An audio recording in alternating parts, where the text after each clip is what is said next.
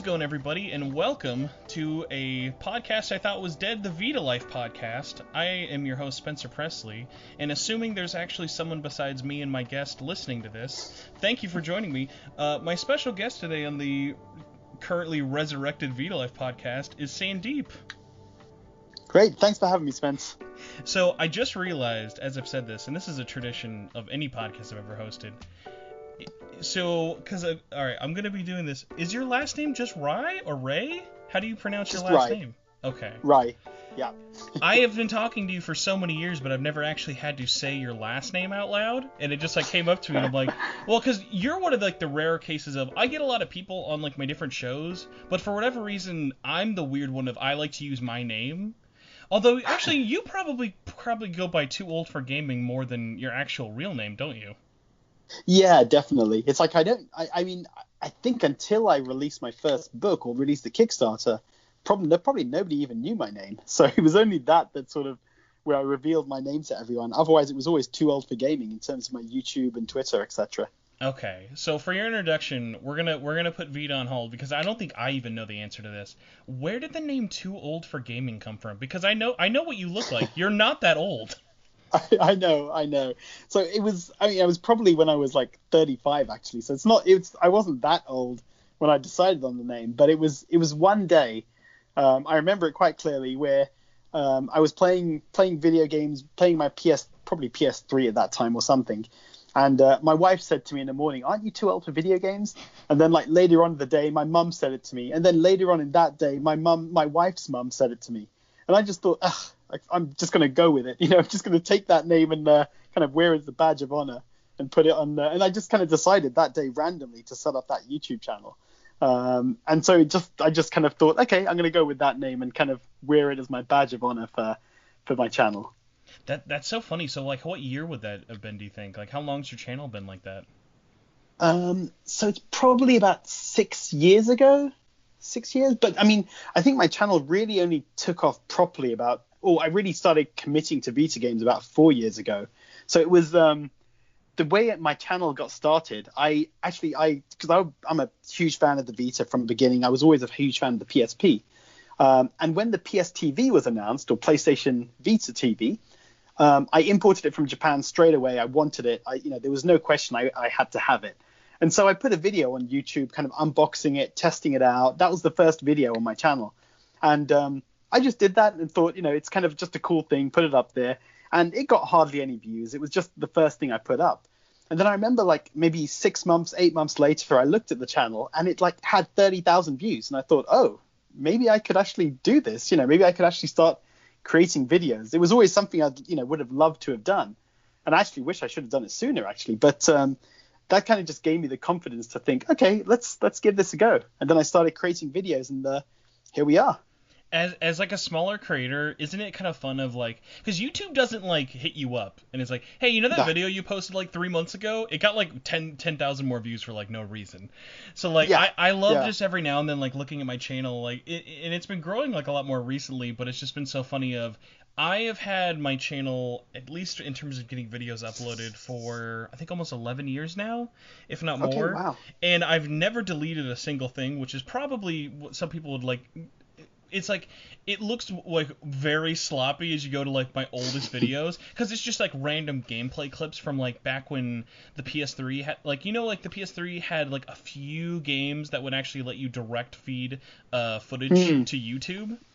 So I had random clips of oh, here's me playing Pixel Junk games, or Pain for all 5 people who remember Pain, and just little weird things like that. But what's so funny is I'm going to my channel right now. My most viewed videos make almost no sense. It's getting a little bit more sensical because cases of me reviewing games or talking about games or showing my collection. But a good example is I have a less than 2 minute video. My third most popular video with over 10,000 views is just me showing off a PlayStation Vita theme that never left Japan for Persona 4 Dancing All Night. And it's just me scrolling through hey guys, look at this weird theme.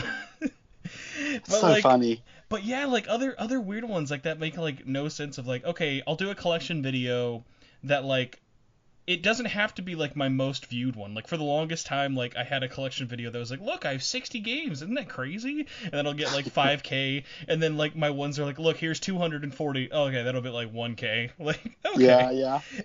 It just seemed like so random. Like, so do you have any other like videos on your channel that you're like, how do you have this many views and why? There was actually the video. It's got my third highest videos at this point. But it was back in E3 2018 when Limited Run Games announced those final set of games they're going to bring out physically. And so I put up just a 3-minute video. And I remember within like the first hour, it got to something like 10,000 views. And it was like, this is insane. This, I've never had that happen before. I'm lucky if I get 2,000 in a week or something. That's kind of a normal for me. And so it got 10,000. Then it just kept on going up and up. And within 2 days, it was at like 82,000 or something, which was kind of where it sort of peaked. But that was just insane. For like a little throwaway video I recorded in just 3 minutes, suddenly to get so many views. I think it was just kind of the E3 bump. But that was crazy. I was not expecting that at all. And it was funny, actually, because I was talking about these games. And, I assume everyone who watches my videos are kind of fans of the channel. They understand the Vita and everything and the situation with games. So I was saying like, Limited Run Games saying they're going to have Papers, Please coming to Vita. And loads of people put comments saying, but that's already out. What are you talking about? Your channel is just rubbish. And just so many like random comments. Like I didn't explain myself properly because I thought everyone would understand. But that was a really unexpected one. Yeah, like I'm just looking at some of your stuff now of like, there's really no rhyme or reason to it. Like one will be like, hey, here's 20K for a Ease 8 impressions, and then like, here's 16K for the accessories of like the remote play assist. I know, yeah, exactly. It's completely random. I think I know loads of people have complained about it before, but YouTube is just really hard to predict anything. It's there are times when my videos have gone on to do like 100, 200 views in like, a month. And then the next one will do like a few thousand. It's like, it just doesn't make any sense sometimes. Did you ever have any other like, whether it be like video game or YouTubers who talk about like the PlayStation Vita kind of inspire you to want to do more stuff on your content? Like, I mean, do more stuff for your YouTube channel. Like for me, I don't really think I have a lot of like people I'd say I'm inspired by because I don't do really a lot of traditional videos just because I do a lot of podcasts, and all of my podcast knowledge and basically like fervor comes from back way back in the day for like oneup.com that like sadly almost no one remembers. Oh, I do. They were great. But yeah, like so who if anyone kind of inspired you to like kind of start doing more videos about like the Vita in particular? I don't think it was anyone who inspired me for the Vita in particular, but for the YouTubing in general, I think it was actually it was probably Podcast Beyond or maybe even PS I Love You, when Greg Miller said something along the lines of, if this is something you're interested in, just do it. Just start a website, start a YouTube channel. And it kind of just made me think like, yeah, why not? Just do it. Like, even if it bombs, it doesn't matter. And, for the first couple of years, I was, having less than 1,000 subscribers. It was always kind of like, just going nowhere. But I thought, well, it doesn't matter. It's still fun. I'm kind of progressing, or at least learning more about how to kind of create videos and edit videos. But it's kind of from there, I think, that made me just think, yeah, why not? It just doesn't matter. I used to be a fan of latest Vita games. When that channel was around. Yeah, Tim, wasn't it? Yes. Oh my god. Yeah. Boy, what a weird ending to a channel, right? Of like super crazy long hiatuses and stuff. Yeah. I forgot all about him. Oh my god. Yeah, he had loads of good stuff out there. I remember actually like exchanging emails with him. We were gonna it was kind of, I was probably about 2017 or so. So I still wasn't that big or anything as a channel. I mean, I'm not that big anyway now. But it was, I remember like exchanging emails with him and saying, oh, do you want to do something together? And, he was up for it. But then it kind of just all went quiet, and his channel sort of went dead for a while. Yeah, because I think he sold it as well. Yeah, I think he had like some health issues and was like looking for people to like help with the channel. Because I even had reached out to him as well to like see if I could contribute or whatever to him. But yeah, boy, that just feels like a lifetime ago. Yeah, and I learned a lot from his channel, at least, and even exchanging emails with him, because it was just like seeing like kind of what seemed to work, and sort of the way he was presenting himself. I thought he did a really good job, actually.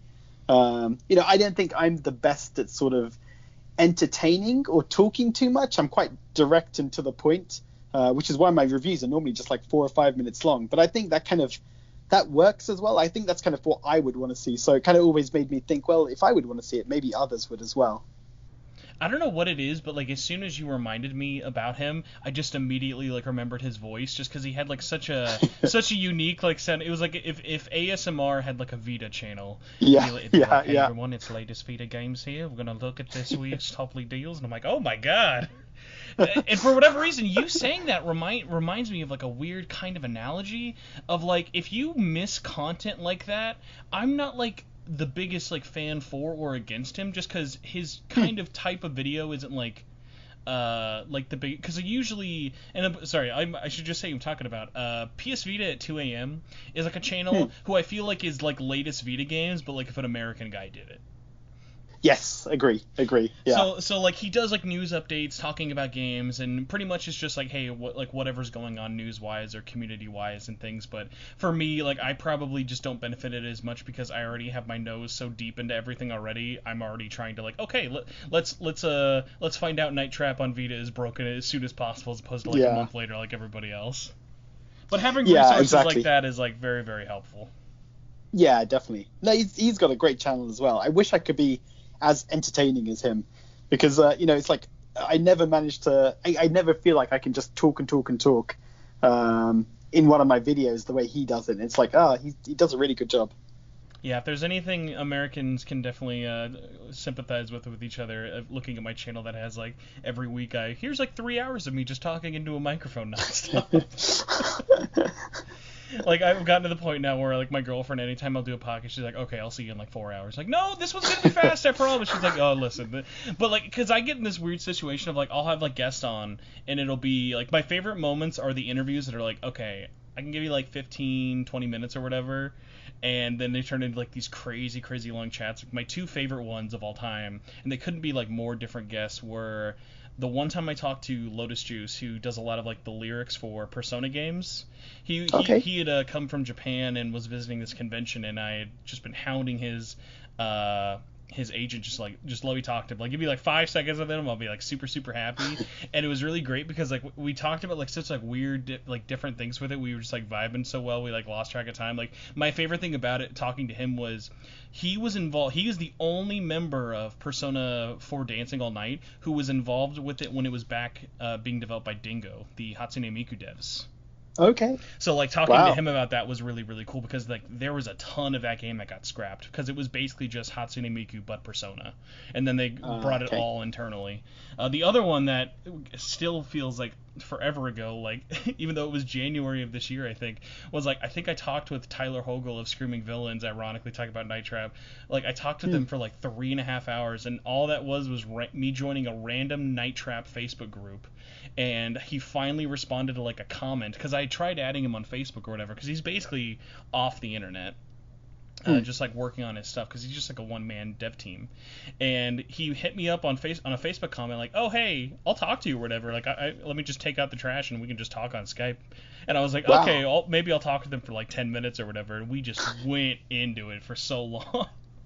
That's awesome. That's very cool. Yeah, so stuff like that was really fun. I'll never forget the first thing I ever said, by the way, to Tyler was, please tell me you don't have a negative connotation with me, because like everything that ever came up from the Night Trap Vita thing was like, okay, anyone who was actually involved with making that game happen physically apparently just thinks that I hate that game, but it comes from the thing of like, I am so passionate about that port because I love that game. Yeah, exactly. So it made me very happy that he was like, no, I get it. He was never in the sense of like, oh, let's burn this game to the ground, reputation wise. Cool. That's awesome. So you've been doing your channel for, oh my god, I guess would this now be like your 7th year? Probably like 5 or 6 years, more than 6, probably 6 years at least. Okay, so now I reckon. Now I have to transition to like the real meat and potato, because I don't think we've even talked about this. But what inspired you to want to do the book idea for the life of the PlayStation Vita, and then also what kind of led you specifically to crowdfunding? So So the book idea that came from, I guess, firstly my love for the Vita, and then I think I mentioned this on the Kickstarter, but it was when I was reading Jeremy Parish's Game Boy World, and it really just got me thinking. Like, it was just such a cool book. It was, it wasn't particularly long, but I just liked the way it was kind of talking about these different games and and kind of bringing the history of the Game Boy. And it kind of got me thinking that the Vita was just, it's not a respected console by the mainstream generally. And I thought, okay, nobody is going to do this for the Vita. And my channel was still pretty small then. And I just thought, you know what, let's just do it. Let's give it a try. I thought what I'm going to do is write about half of the book, have it ready, and then I'm going to try and put it on Kickstarter, see if anyone's interested. If it was successful, then cool. I would print it and have it physically. If not, I'll just put it as a digital book and put it on iTunes or something, or iBooks. And I thought, let's just give it a go. And then it was just unbelievable how successful it was, and how each subsequent Kickstarter has been even more successful. And it kind of just really showed kind of the sort of the fan base the Vita has, and how much people want to support these sort of projects and be willing to kind of contribute to it. It's been amazing. I'm trying to think when did the Kickstarter for the first year start? Was that 2018? Yes, it must have been around January, February 2018. Yeah, because I remember you were kicking around the idea late 2017, but yeah, nothing really Yes, that's it. Nothing really sort of came up for that. So walk me through the process of okay, you have the idea for the book. Was it always okay, I'm just going to do Kickstarter because that's the most known kind of thing? Did you ever think of any other crowdfunding methods, or was it always Kickstarter from the get-go? No, I think it was always Kickstarter. I think, obviously there've been lots of Kickstarter projects by then. It was hugely famous after all the games on it. And I saw there was another set of books. It was those ones the SNES or NES Anthology. Mm-hmm. Those really kind of big books. And I saw them and I thought, okay, they're successful. Oh yeah, I think you're talking about the ones Pat Contry does for the. I didn't know the name. They go by the name. They're Ultimate NES Guidebook, Ultimate Super Nintendo Guidebook. Those ones. Yeah. Those are massive. They seem like really massive books and really kind of really picturesque and everything.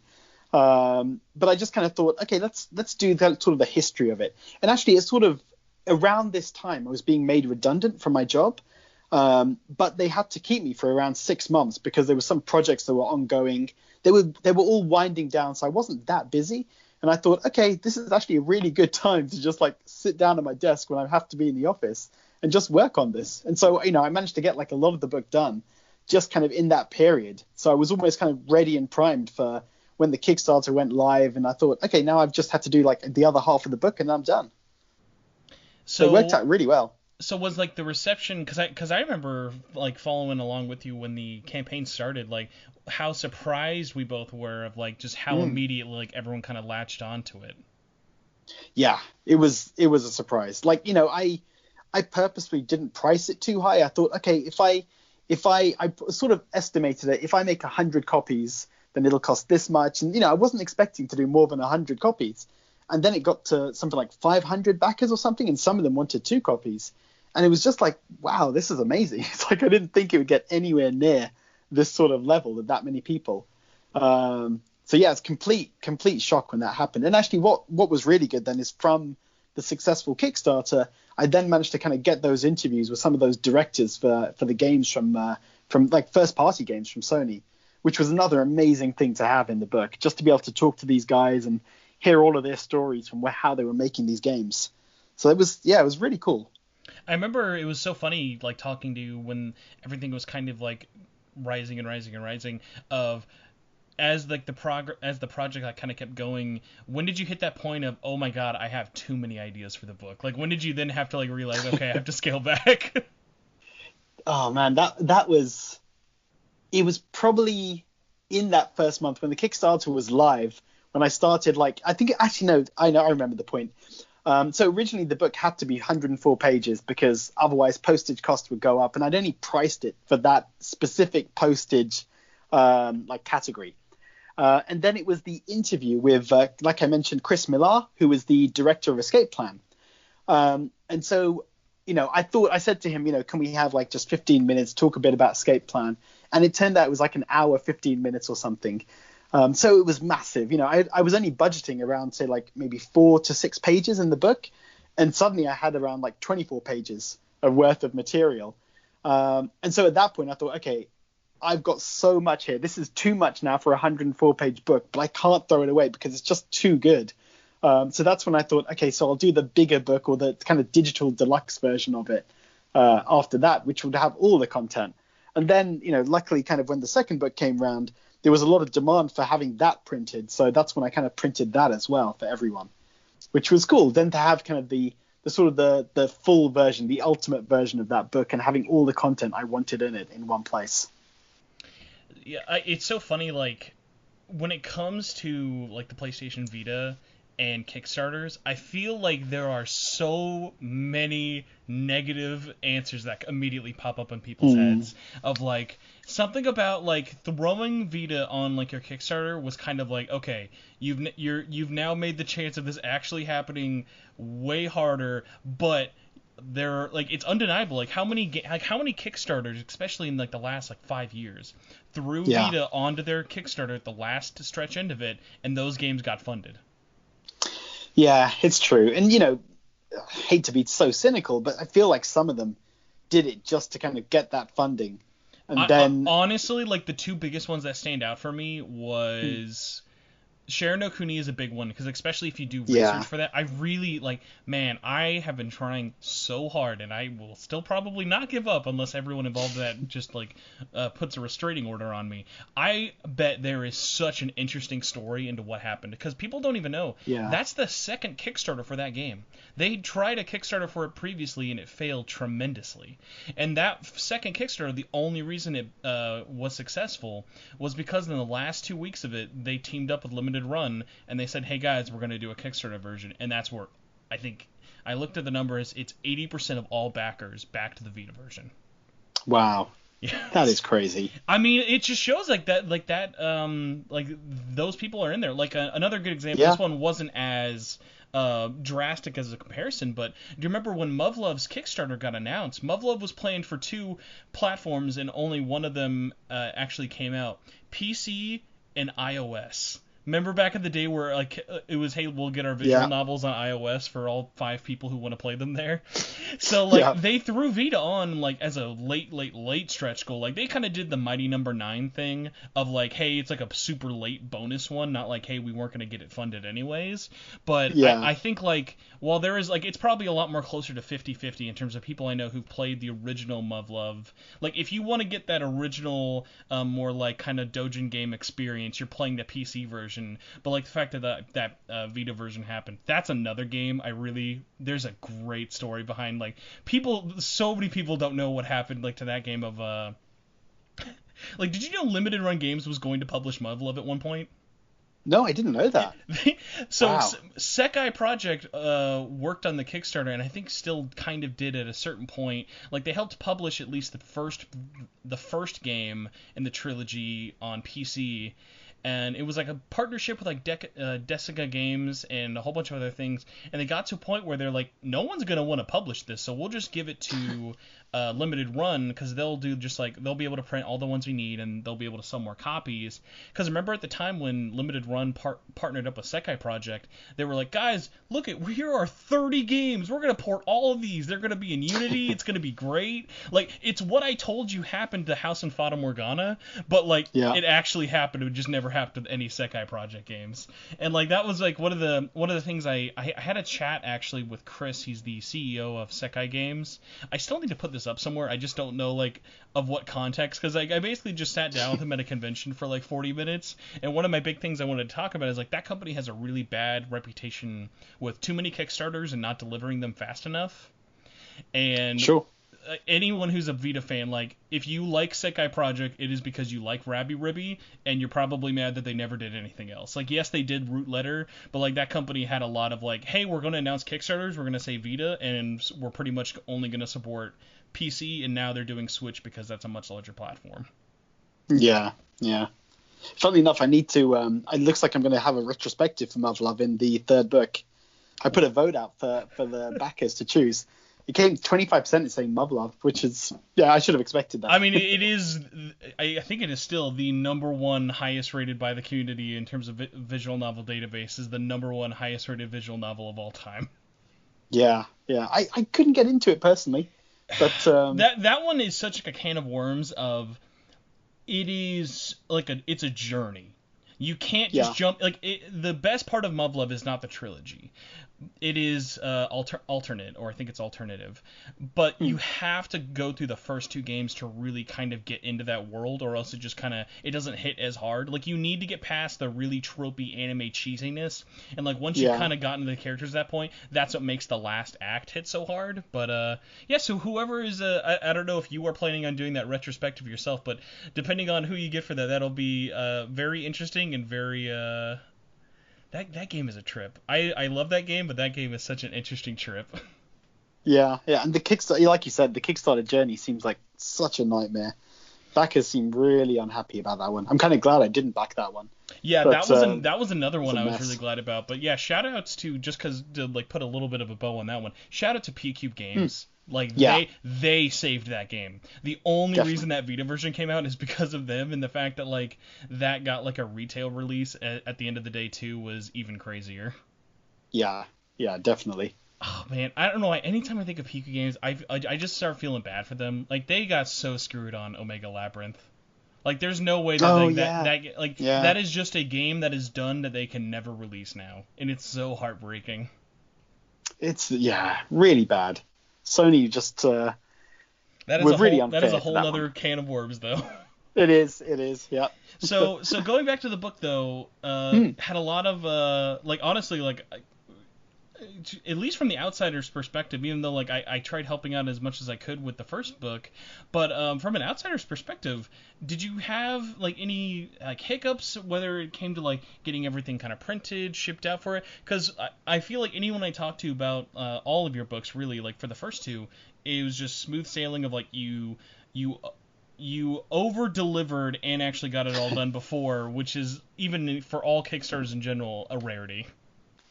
That was always kind of my hope. That was why even before this Kickstarter launched, I probably have a good 30-40% of the book done. Because I just want to be really confident if I put a deadline there that I'm going to minimum hit it, if not exceed it. And so I was able to do that for the first two, and hopefully will for this one as well. But it generally went really smoothly. It's kind of, it's just making sure I put the time in to do the work and make sure I wrote, put some good retrospectives together. I think the thing which is the hardest is really just the postage at the end. It's just me, and I get my wife to help me as well. But, for the first book, it was, 500 and something. For the second book, it was 600 and something. For this third book, it's going to be around 900. And so it's just, I told my wife this, and she was just like, oh my, just not happy with the amount of work we're going to be doing, especially because this book is thicker as well. It's going to be in these little boxes that you have to make. So that's a lot of work. I think one other thing that was a problem on the second book is the printer.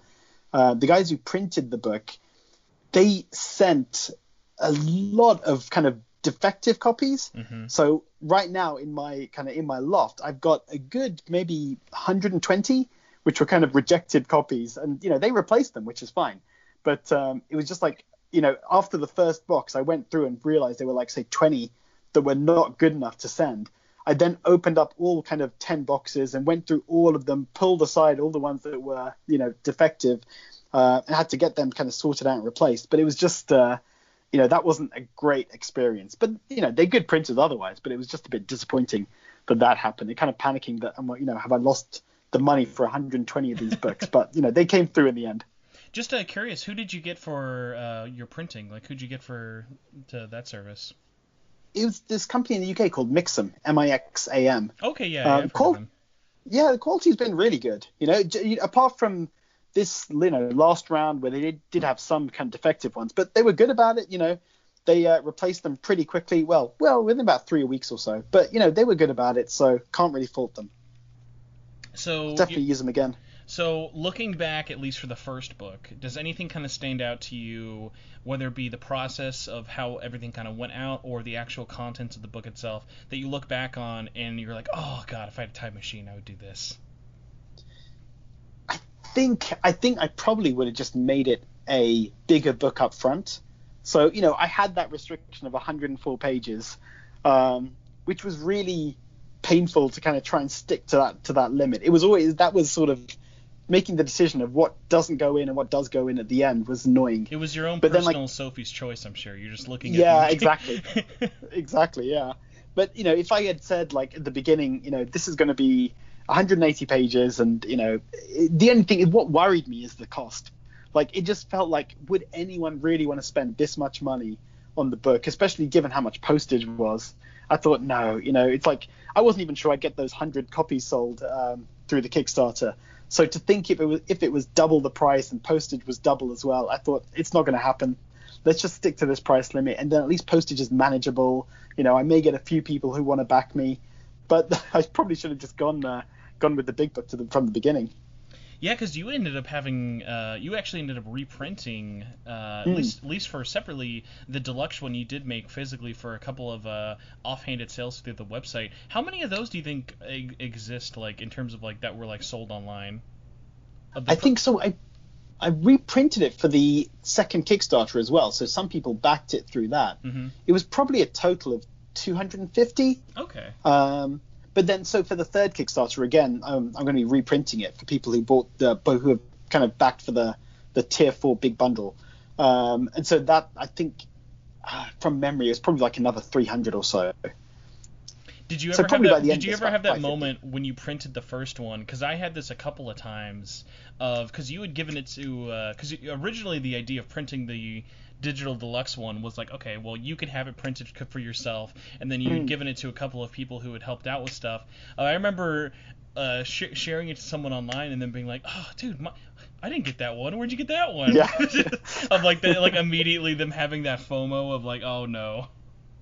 So that version, that was only like 30 copies printed or something. So you've got one of the really rare sort of 30 copies printed of the deluxe one, and that was before. So I think after we had finished the book, so printed that version. But then after that, I actually got an interview with Paul. I'm now going to mess his name up, but the guy who was the director of MotorStorm RC. Paul Rushy or something like that. I can't remember his full name. But like he came back to me after I'd already kind of sent the books for printing, and I thought, oh man, I've been emailing you for months, and he came back to me after that. And then when the second book Kickstarter went live, I thought, okay, I'm going to do an updated deluxe version with that interview because it deserves to be in there. And then had like a few more retrospectives added. So it was that was the sort of final version, which then printed in 250 copies for everybody. So going into the second one, one of my biggest questions, and I don't think I've ever actually asked you this one either, what made you decide to make the second book 2 years instead of just sticking with year 2? So I was agonizing over this kind of decision as well. Originally when I had the year 1, I thought, okay, would I do year 2, year 3, year 4, year 5? And I just thought, okay, so we're looking at 8 books potentially. And for me, it felt like, am I going to really spend the next 8 years writing these books? And it would have been cool on one hand because then I could fit a lot more retrospectives in, I could cover a lot more games. But I thought, let's try and think about it in terms of periods of the Vita's life.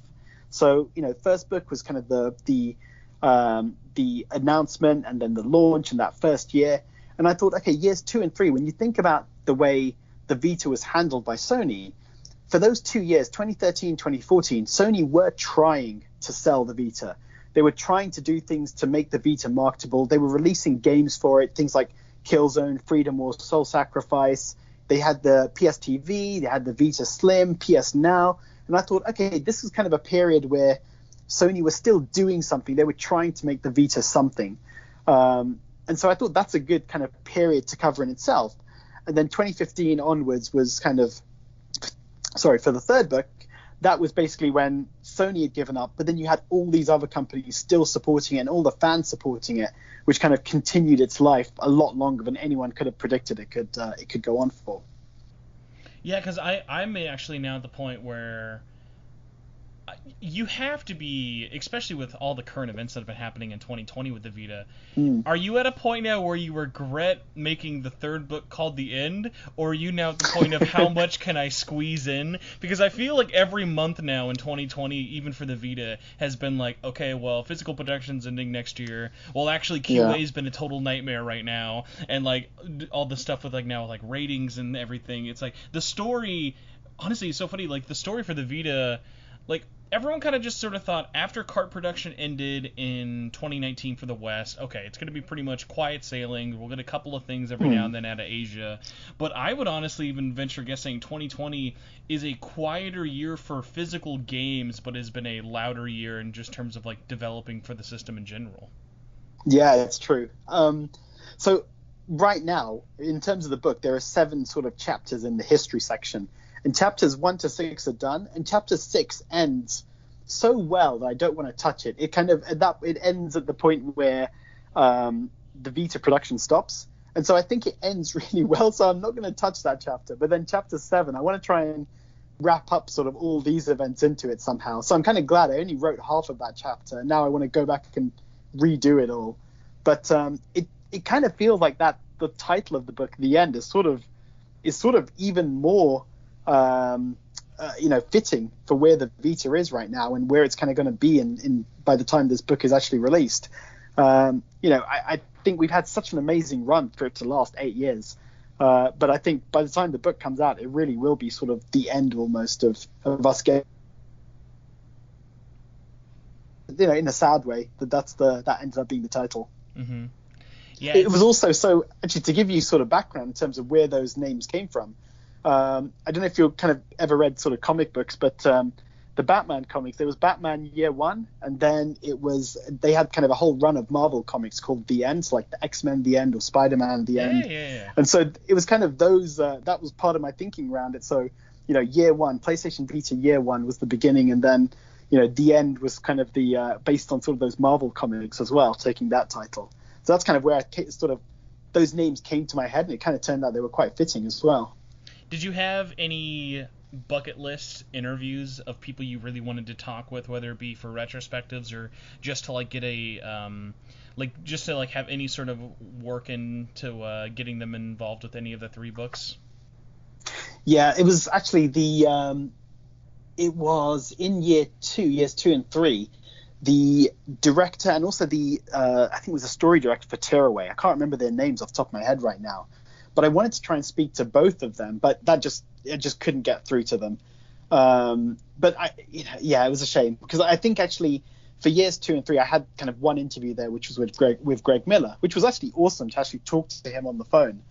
But it would have been great to have more interviews with kind of game directors. But at the same time, I had that same restriction with page count, so it was kind of, I didn't want to make it another case of the digital book being so much bigger than the physical book. So I thought, okay, I'm not going to keep pursuing people now. I'm just going to stop and just let the book be what it is.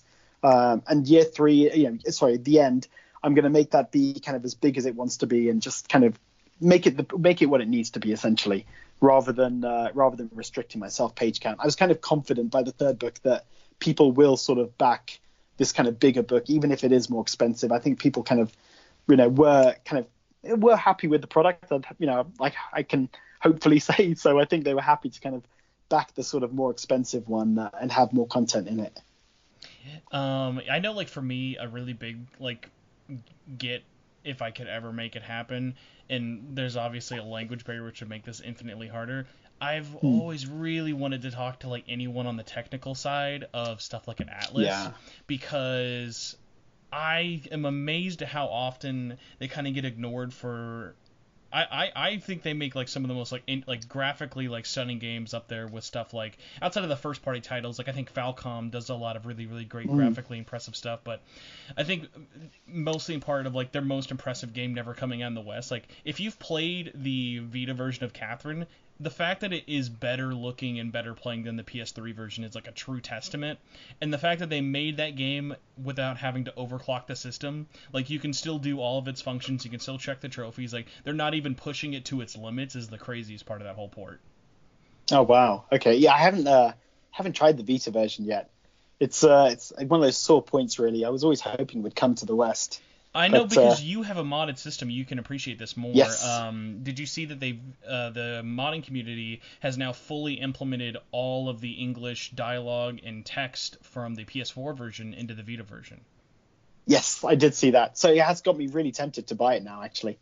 That's really it is an cool. expensive cartridge, though. Like that, it at least it hasn't gone over 100 yet. But I think that's going to be one of those games that, especially in like the worldwide sense, when people kind of realize how rare it is. Like I've always told people, there are two Vita games that are going to get crazy expensive.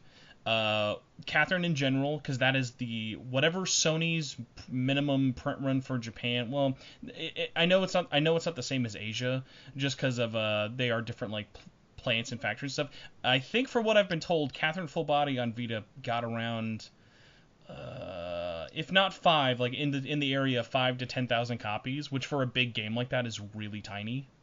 Sure, yeah. And the other one is that stupid issue with the Metal Slug cover that had to get changed. When people realize that like only like 1,000 of these copies exist out there, like those prices are going to be disgusting. Yeah, definitely. But yeah, so going into that, like they would be like my really really big ones for it. But it's so funny, like in terms of people, I feel like there's not like a single Vita game I could look at and I'd be like, there wouldn't really be, like, every kind of game on the system is almost, it's kind of, it has its own unique story. And like I don't know if you've really kind of picked up for it, whether it be, oh, here's this company who brought it over, like the rights and stuff. Like I would love to talk about what it was like bringing over Summon Night 6. I feel like the Vita kind of, like the community kind of forgets that game happened, but that game was in development forever. Like that team, like all the work they did, like whether it be like the collector's edition or the English like dub and everything for that, like so many games like have just these crazy stories. Even like smaller ones, like someone who I'd love to get on the show and I hope would not be the most impossible. I would love to talk to like Luke Bernard and like Sean, like who does a lot of the engineering work. Like those guys have been the most passionate Vita developers I've ever heard from, and I've never even talked to them like outside of Twitter. Because like if you go back to like the first PSX, like Luke Bernard was there, I think, showing off like. I think it's, oh my god, I always get them all like mixed up. It's like Death Tales, like it looks like Plague Road, but it's like a 2D action, like more sort of game. Like he was showing it off there, and them just saying like, oh, like we jumped into the Vita as soon as possible. Like it's like our favorite system to develop for. Like it's really, really great. Because like even going into their games, like what do you like Arcade Distillery's games? And I know they're very like love them or hate them. They are very technically sound games. Like they like look very good. Like their engine like they use is all proprietary. Like it always works really great. Yeah, War Theatre is a really good game. Really tough though. Like I haven't been able to progress at all far, but I like the kind of gameplay. When any of those tank missions are just the toughest thing until you get it once. Like, because like there's on everyone's campaign there's this like, basically unstoppable tank, and part of its design is there's no weakness. Like no matter what type you do with it. Because I had someone mention me on Twitter because I like to platinum all of their games because I have nothing better to do with my life. No, because it's funny you bring up War Theater, because yeah, I just recently re-platinumed it on PS4. I did Vita last summer, and I did the PS4 one, and I'm going to be doing the Asian physical ones probably in a couple of weeks when things slow down. But I had someone hitting me up of like, because there's no strategy guides for the game. Like that's a very like kind of niche game out there. Like there's not a huge community out there talking about it. But the like hardcore couple of us who do play those games really, really appreciate it, because like there's not a lot of strategy games like that. And yeah, War Theater I think is a much, much, much better improvement than Mecha Wars. But I think the thing people don't get, like people like to rag on Mecha Wars a lot more because it is a smaller game, is that was a lot more of a passion project for them, because that's technically for them like an HD remaster of Desert Ashes. Like that was their first big game, because Desert Ashes did come to Vita and is still like free to play, but like that was their first big game that like did really well on the mobile store. And if you go back and look at what that game looked like all the drawings like Luke did and everything for it, they are vastly different games, but like they kept it at its core. Like they added a new episode for Mecha Wars and stuff just to kind of like add to the value of it and stuff, but that's really there in terms of like, hey, this is like one of our first big games, like it's very sentimental to us, so like we're always going to remember it for that. Kind of like how like Plague Road is not really like the most popular game, but like that's a really big game for them, because I think that was their first Kickstarter game they ever did. Oh, okay, interesting. Yeah, and that one That did really well. that. What's so funny is like that one did really well for them in terms of a Kickstarter. That game, in terms of that was like one of the first games that did the hey, we're gonna be on Switch and we're gonna be 99% discounted, and so you would just see it in the top seller charge for like a year. Yeah, God. I remember I got 2 copies of that game from the Kickstarter. I thought it just had to do it. I mean, hey, say what you will about Plague Road, that Kickstarter variant cover is like the most gorgeous cover. Oh yeah, definitely. So, I actually met Luke. I think it was in PSX 2017. It was the last one, maybe 2016, 2017. Was it the year there was Skull Pirates? Yes, that's it. That would be 2016 then, yeah. 2016. Okay, yeah. It was good meeting the guy. You're one of like 100 people who've probably played Skull Pirates. How does that feel? That's crazy. That is so funny. It's so funny to me that like that game is still in development. I know, it's been ages now. I think it should be coming soon. Right? I was gonna say they just put out a Kickstarter update saying, hey, we know Vita production is ending. They did what Sharon Nokudi did last year. It's got 2 years ago now at this point. Of okay, all focus is going into the Vita version. Their plan is the Vita version is going to be out and done this summer. And if it wasn't for the fact that those guys like crank out a game every 4 months, I actually believe them. Because like, they've said the reason the Kickstarter took so long is because they're like, hey, we like.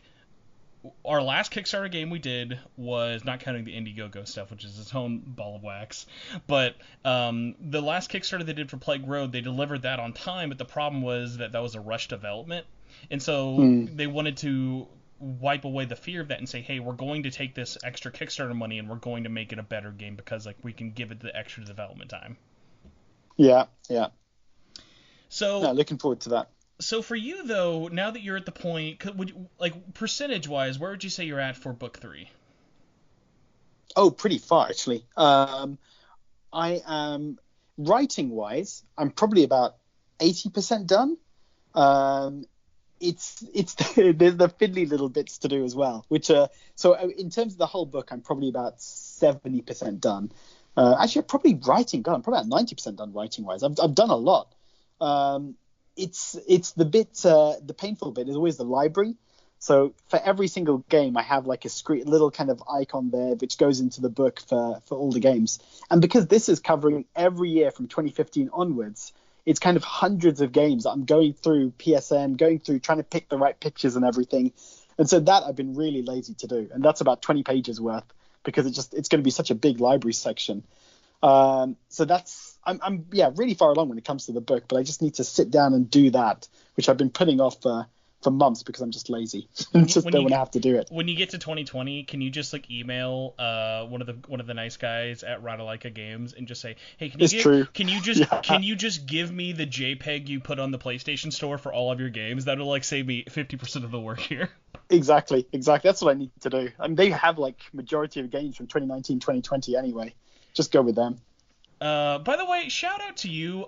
Not to make this like me just like praising you for no reason here. I really, really loved the fact that you did a community voted Rai-Vita Games video. That made me very, very happy because like that studio is so easy just to shit on them for like, hey, look, they put out mobile ports, but like while they're like a shotgun of quality, which I know is not to everyone's real favor for it, but they've done so many things, especially like this year in terms of like making strides like with their visual novel initiatives and like other like little things for that. Like that's a company of like I've probably played if at max 10% of their games, but the ones that I own, like I genuinely do enjoy. Like I can't think of anyone where I've bought it without kind of doing research before and be like, oh yep, this sucks. Like the first one that like I'll always remember is like, wow, I really, really enjoyed this, probably way more than most people.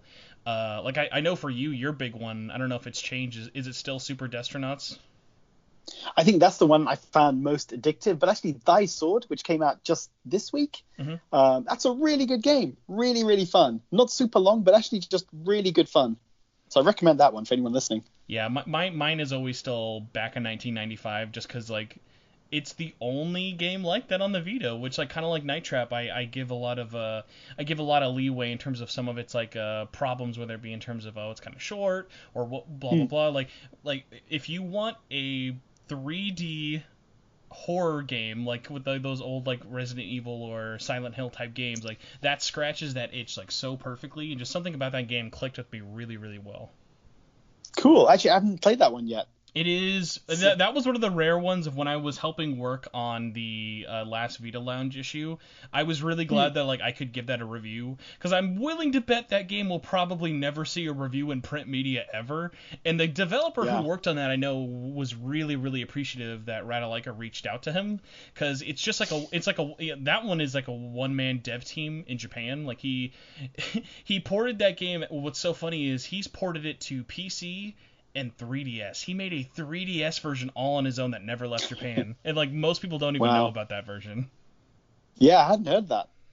Yeah, like if it wasn't for the fact that I think only Unity games and like stuff can be for new 3DS, I think Rai-Vita probably would have brought it over. But I mean, I cannot imagine. Like people say, like the struggles of making your money back on Vita is tough. 3DS is a desert. Like I cannot believe that anyone still puts out 3DS titles. Yeah, it's just getting nothing right now. And just kind of, well, another one of those things where it just shows like the Vita's managed to last longer than the 3DS by a good 2 years, even though it was kind of being destroyed by it for so long. Yeah, and like I mean, obviously on this, as the host of this podcast, I'm very blatantly biased for it, but I've always even like thought the library was far, far, far superior. Like, and this is coming from someone, I own 3 Vitas. I own 6 3DSs. So like it's not like I didn't like try with the system. Like there are great games on there. Like there are like fantastic like RPGs and like all sort of other things for it. But yeah, like looking at my libraries, like it just doesn't really compare. And I think a large amount of that is that indie support. Like the 3DS had indie support, but when I think back, like you and me could probably list all day all the different sort of devs who worked on Vita games. Like when it comes to notable indie devs, I think of Jules at Atui. I don't like who else? Who else are notable indie devs on the 3DS? I think the two come to mind: Image and Form. They supported it pretty well. See, because all of their games also came to Vita, I always think of them as like places. But you're right, they did favor 3DS like first. Yeah, they did. I'm actually in the process of writing the Shovel World retrospective for the book. So that's kind of what got me thinking about them recently. But yeah, they really favored the 3DS at first.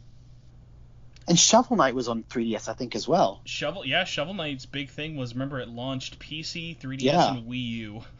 Yeah. Yeah, that would be another one of they were probably, Shovel Knight's one of the rare examples of a game that favored Nintendo for a Kickstarter and it actually paid off in their favor. Because like a really great one, and going back to another Kickstarter that is still not delivered a Vita version, but I have talked to the developer. He is as determined as he can be to make it happen. Is the guy who made Battle Princess Madeline. If you remember, for that Kickstarter, he announced a Vita version and a Wii U version, and it was like in the era of like he announced a Kickstarter in like 2018. What? Who are you making this for outside of yourself? And like I just don't know. I've never met anyone who has nostalgia for the Wii U. So it's just so odd to me that like that was like one of those things you'd see on Kickstarters as stretch goals, like with like Ukulele and other things like that. I was like, guys, who's asking for this port? Exactly. Since you brought up though that you're working on a thing for like the Steam World games for it, I have to ask, because I don't know if this is just me not following them as much anymore. Is Image and Form just like stopped being as communicative as they used to be? Because I feel like they used to talk to everybody if you ever tweeted at them, and now they like never. They like kind of like half answer every question. Oh, I don't know. I haven't noticed, to be honest. I know they're from the PR side. The guys are really still the same, really great actually. But no, I haven't noticed on the Twitter side. That'd be a shame if that's the case. I know the. Sorry, go on. No, because my big thing with it was so funny. Is like, remember for years and years and years, when everyone was asking about where's Steam World Dig and where's Steam World Heist Physical, and they were like, it's coming, just wait. It's coming, just wait. It's coming, just wait. And we were equally, if not louder, for Steam World Dig 2 on Vita. Yeah. And how that just never like if someone just said, hey, it's not happening, we would never ask about it again, but no one's ever said anything. It was just the weirdest part. I know, and they did say it was coming.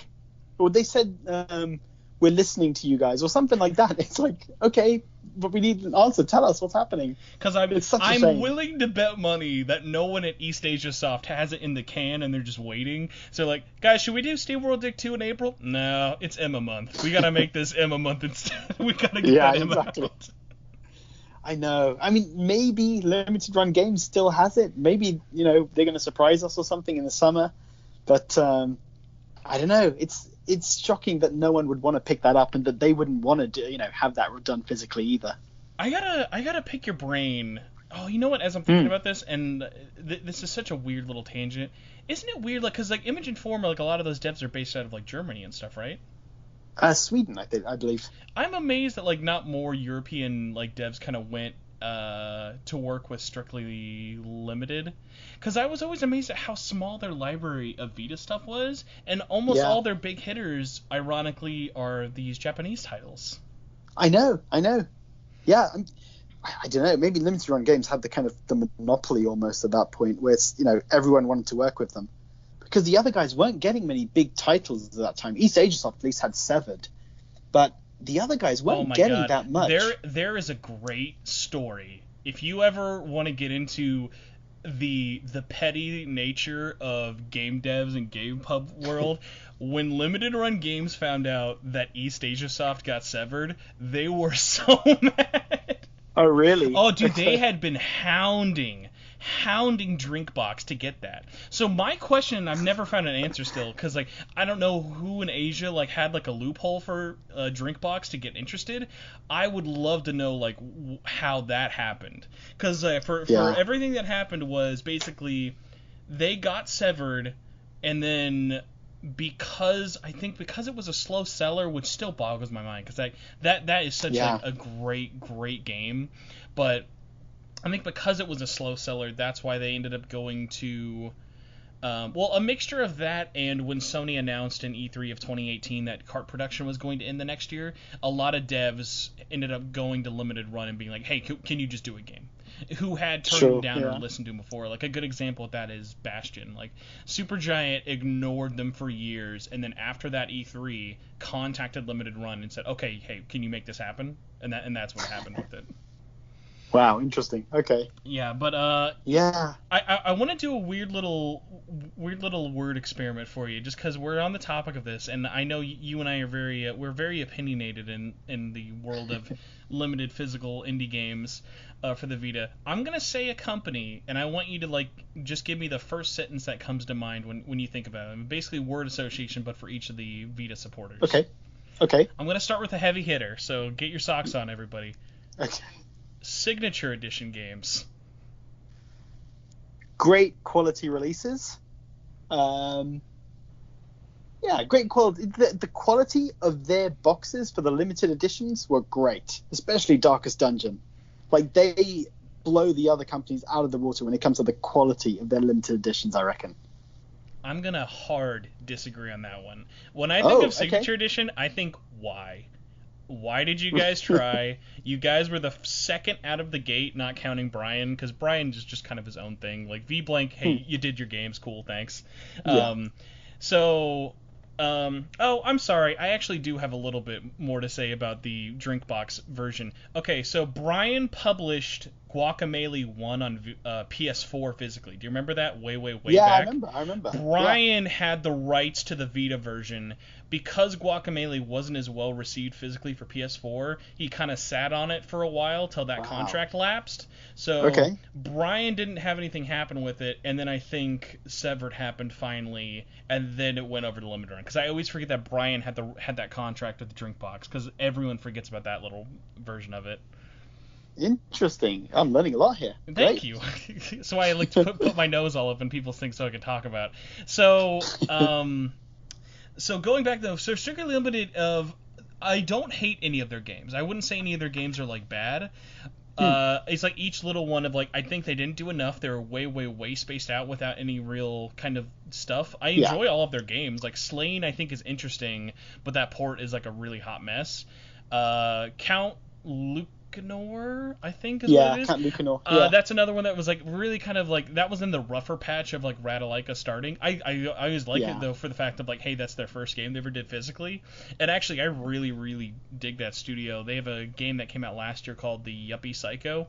I really hope comes to Vita, but I would not be surprised if it doesn't. But it's like think the setting of Count Lucanor of like kind of very trippy pixel art, but replace it with Japanese salarymen instead of like fantasy. Right. So it's really, really interesting. I know that game has a crazy big cult following now. The Long Reach, was that the other one? Yep. That got delayed. I didn't like that. That got delayed into infinity. I actually was surprised how much I liked it, and man, I would love to know the story of why that box has a black spine. That bothers me to no end. Because like, remember when that came out and people were like, why is it black? And like, it was clearly a printing issue. And they're like, hey, should we fix this? And I'm like, just ship it. It doesn't matter. But like, because there was never an official word for it. Their only saving grace, though, like you said, is the box quality in Darkest Dungeon is great. That whole set is great. The fact that that's the only thing I think of when I think of them now, because that just left them on such a kind of good note. And just having Darkest Dungeon. Well, no, because one of the best so games funny is you and I both imported the Asian version because that was fully in English, and the only negative with it was the DLC. So the fact that their version has all the DLC on the cart is fantastic, and like good for them. I don't know if they were really big into it or if it was the developers for it, but for the longest time, I was like, how is Darkest Dungeon not available physically? So like, like we thought that Japanese release was like as good as it got. Like I don't mind double dipping it because like that developer is like really, really great, and I actually enjoy both cover arts for it, but Signature Edition is the one that I think everyone will forget, but at the very least you're right, they ended so strong. It's hard for them to have a totally negative connoisseur, like that's why, and I've talked about this with other people, I think and we'll talk about this later, when limited run ends, you will see zero people be like, oh man, we're done, because it's been such a stretched out journey. Like, I'm not even going to throw their name into this, like Nicholas. When those games finally go on sale, you'll just see people having a middle finger up at their confirmation page. We want those games, and we want nothing to do with your company when they're done. It's the weirdest thing. I think so. It is. I know. So going on to other ones, a little bit closer to home, at least for Signature Edition, I guess. Red Art games. What comes to mind when you think about them? They redeemed themselves with Bard's Tale when they did the got the patch out there for it when it was broken. But dear God, I mean, I've said this I forgot that was the game. I thought you were just saying dear God. I mean, dear God, you could say that game. That game, just I actively dislike it. I remember it gave me a migraine on a flight after playing that for a few hours. It was such a bad port on the Vita, and I remember because I got the review code about more than a month before the game came out, and I emailed the PR guy saying, look, this is really bad quality. Are you guys going to do anything about this? Is there going to be a patch? And I just got completely ignored. And then to see it get physical release, and it's like this, it just didn't feel like a game like this deserves a physical release. And so that kind of left a bad taste in my mouth for Red Out as well. But they did do which one was it? Not just Demetrius. They did one of the other games. Yeah, they did the other part of what we thought was his trilogy until Demon's Tier. They did Corpse Killer, not Corpse Killer. Sorry, Corpse Party. No, not Corpse. No. It is Riddle Corpses. Riddle Corpses. These are all real games, just the other Vita games. Yeah, it's true. Yeah, which is a great game as well. That's Bard's Tale and Riddle Corpses were great. But I think just like Dear God and just I feel like it was a little bit disingenuous because I remember they tweeted and said, oh yeah, all the issues with Dear God were fixed, but it was still really jittery and it would still give someone a headache playing too long. So it was kind of left a bad taste in my mouth with that company. That is another one of a story I would love to find out how they got the rights to Bard's Tale. That's so crazy to me. Like they came out with a really strong header, and I'll say this at least for my answer of them I mirror a lot of points to you. I'm not as negative about Dear God, but obviously like you were following that a lot more from its digital release. If I was just kind of more on the outside, I remember them a lot more positively in terms of, I know most people forget stuff like Ice Cream Surfer and I think it was like 8-Bit Plus or 8-Bit Dungeon Plus. Those are just kind of like, okay, middling games or whatever. I actually will say a little bit of a shout out to the guys who work at Dolores Entertainment. I know like their Vita ports aren't always the best, but they are genuinely like people who are like fans of the system. And I am looking forward to their puzzle game they have coming out that like looks exactly like Scott Pilgrim but is not Scott Pilgrim. Oh, okay. I don't know about this one. I haven't heard of this one. Yeah, and also at least for them, I will say this is going more into the PlayAsia side of things, but I'm really glad that they did Conga Master as a Vita exclusive with features. I thought that was kind of cool and shouldn't have existed, but was fun. And at the same time, oh no, I have to look at this because I always forget. A Whole New World. A Whole New World is has moments of running like hot trash, but man, that game is fun and is really unique. But no, so for Red Art though, I'll at least say this. I think they got a bad deal in terms of their beginning and ending. Because if you remember, with that patch for Bard's Tale, on top of the fact that when they got announced, remember Limited Run was out there actively saying, like, hey, they might be a scam company. Just heads up. I know. And I always feel a little sad for them in the sense of, like, I think they've still been trying to shake off that stigma they had at launch. Like, they've clearly found their niche, and, like, they're kind of, like, up there where, like, they're still doing games with, like, PS4 and Switch. And, like, they've had, like, bigger hits and stuff. Like, I know Stay was a good one for them and a couple of other things. And I've enjoyed them actually getting some of the East Asia Soft PS4 titles that they didn't want to run. Like, I've enjoyed seeing them do stuff like Pantsu Hunter. But, I think they're just, like, they were put in a weird situation. But at least for Vita, the time given for what they did a lot of, like, for the fact that, like, hey, we basically got, like, one game a month for, like, 6 games for them. I enjoyed that they at least did as much as they physically could before the cutoff date, and they were always very like upfront with the community of like, hey, we're gonna do as many as possible, and also just because of the fact that like they did those 2 Cowcat games, I really really appreciated. Yeah. Were you not much of a Demetrios fan out of curiosity? I know that's not everybody's cup of tea. I haven't played it yet, and I know I've exchanged so many messages with Fabrice over the years. And it's one of these games I've been meaning to get to. I've got the physical. I can actually see it on my shelf. But it's like I just never got around to starting it. I think I bought the digital version as well on sale. And just like it's been on my backlog for ages. I need to kind of get to it sometime.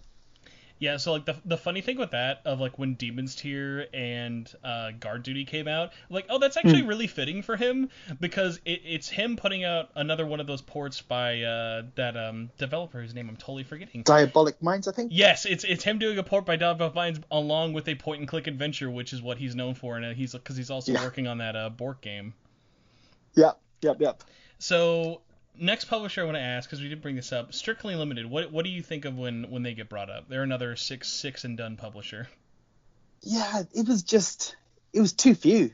It just felt like, and I mean, you know, maybe I'm wrong in terms of my memory, but it just felt like it was so spaced out that whenever they had a release, it was like, oh yeah, them. It was like I always kind of forgot about them until there was some news that I had to, log in at. A Sunday night at 8 o'clock or something, because it was always a weird time as well. They launched. I have so many odd memories of buying games of theirs, like during church, like me like hiding my phone during church to like buy like 99 Vitas and stuff. I'm like, okay, let's get it in. Yeah, I wish they did more. It's like they had some cool releases, but it just wish they had more coming out. Yeah, they're like a weird company of like they get a lot of really big heavy hitters, but yeah, their Vita stuff was so spaced out, and they were at least smart in the sense of, hey, okay, this is tough because this is actually going to lead to a complaint with another thing. I think in terms of optics, it looked good that their last game on Vita was Visara, because that's like easily probably their best game they did. But the fact that got delayed, even though it was done for months, I think left a really sour taste in that mouth. Just because, like, and this is going to go back and where we're going to talk about this probably later with Super Meat Boy, of I get it. I get why you're holding it back. It's better to release for you guys all the versions at once. You got to remember, for all the people on Vita Island who are aware of the fact that, like, that game was done a year before it got into everybody's hands, that's what we're going to remember at the end of the day. Exactly. And I remember, I think there was some YouTuber who had a copy early. Yeah, it was Radical Reggie, and I don't know why they sent that out early to him. Like, I don't know if their plans had kind of changed for it. Like, they were at least forward thinking enough to like get the game done and printed and everything. And also, that's just a cool idea of a port of like, hey, yes, we're stripping out the most unique part of this port, but at least we're getting a Vita version out there. Yeah. But I mean, I can't think of any other games like I didn't really like. Like the fact that 99 Vitas and the Visara collection are by the same Brazilian dev team is so crazy to me.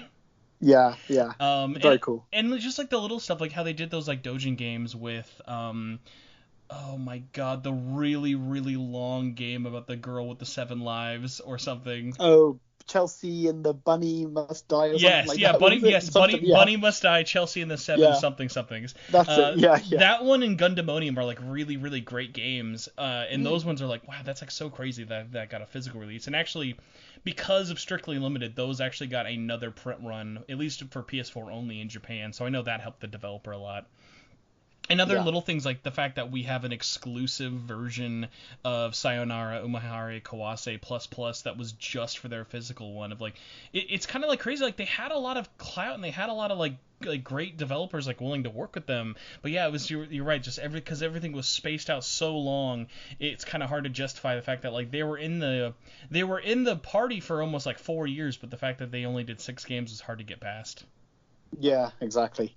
But I wish they'd done more. At least they didn't make their final game Necrosphere, which I love that game actually. Like I would never have played that if it wasn't for their port, and like that dev team is really, really cool. But like if they had made people wait all of those months, because if you look at the spine, Necrosphere is number 6, because you can tell that it was done after Visara.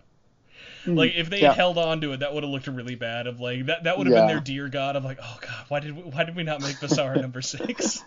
Yeah, exactly. They're a company who I say their boxes are probably the best, at least for collector's editions. Like they're like the collector's editions. I don't know if you have it for Visara or Sayonara Umahari Kawase. Like those are really, really thick, nice cardboard boxes. Okay, I've actually got it for Sayonara, but I haven't opened it yet, so it's kind of sitting in my cupboard, still sealed. So I don't normally open my collector's editions. I always just worry. It's like, you kind of get that feeling of like, you want to open it, but it's like, but am I just like killing value? It's like, am I really justifying this here? So I always like leave it closed. I cannot ever relate to like sealed collecting. The only games I have sealed are my duplicates for games that I already have.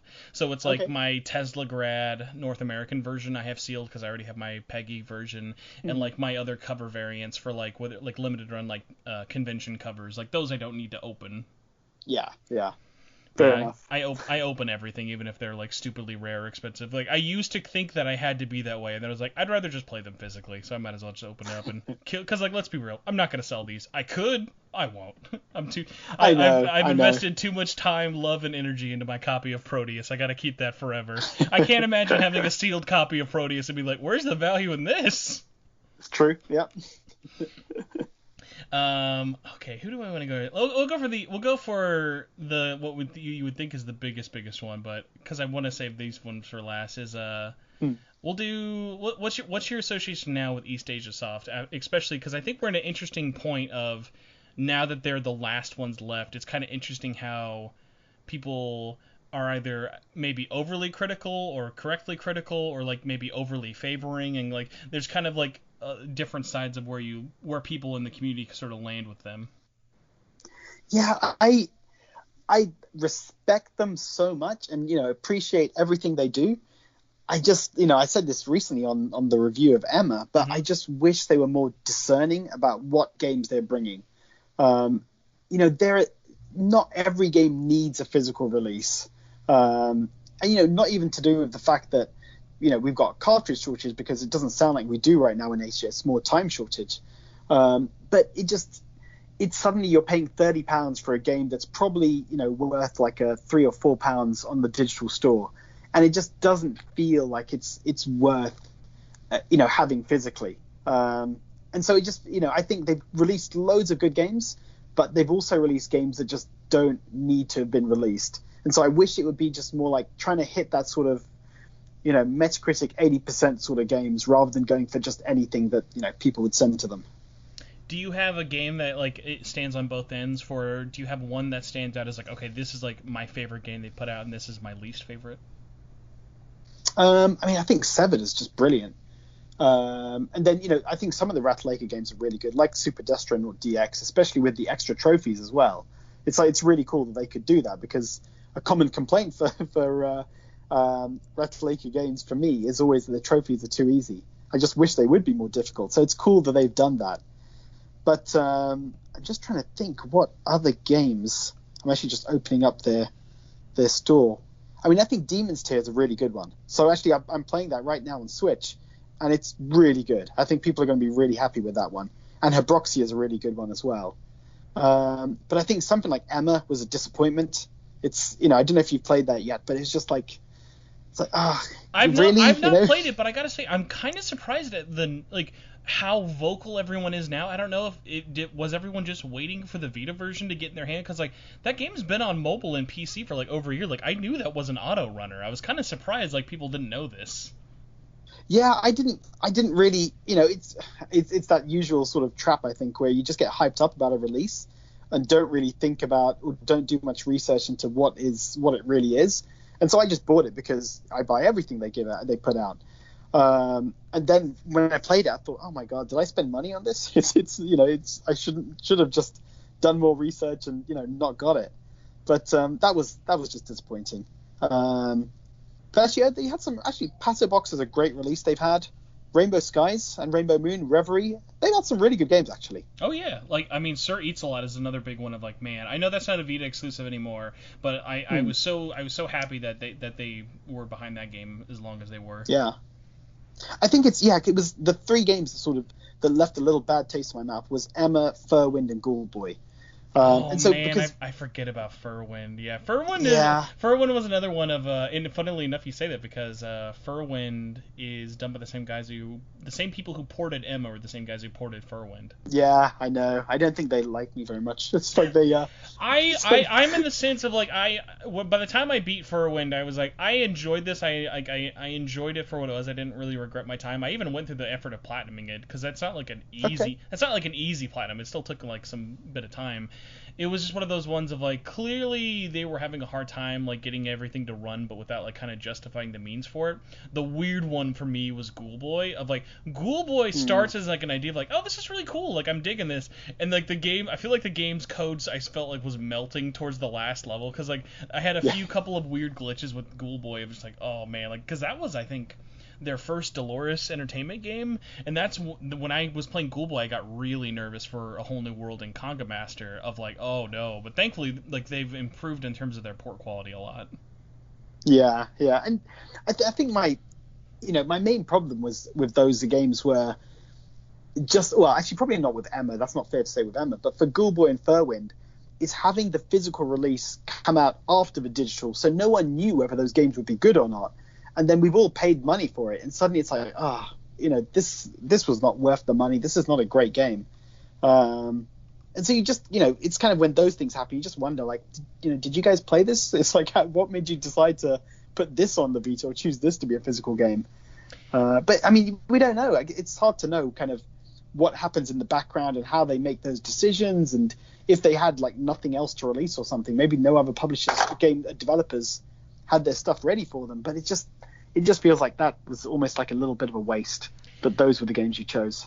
Yeah, I get that for sure. And I think they've tried to go out there and sort of talk about, they have that struggle of, because even we've noticed it with sales, and we've talked about with things like Severed, of games that are sold on the same day. A great example is how Hebroxia went up on the same day as Mercenary Kings. Mercenary Kings is undoubtedly a bigger game, but Mercenary Kings took a lot longer to sell because people were oh, well, I already have it digitally, so why would I buy the physical version? Yeah, true. That's true. Yeah.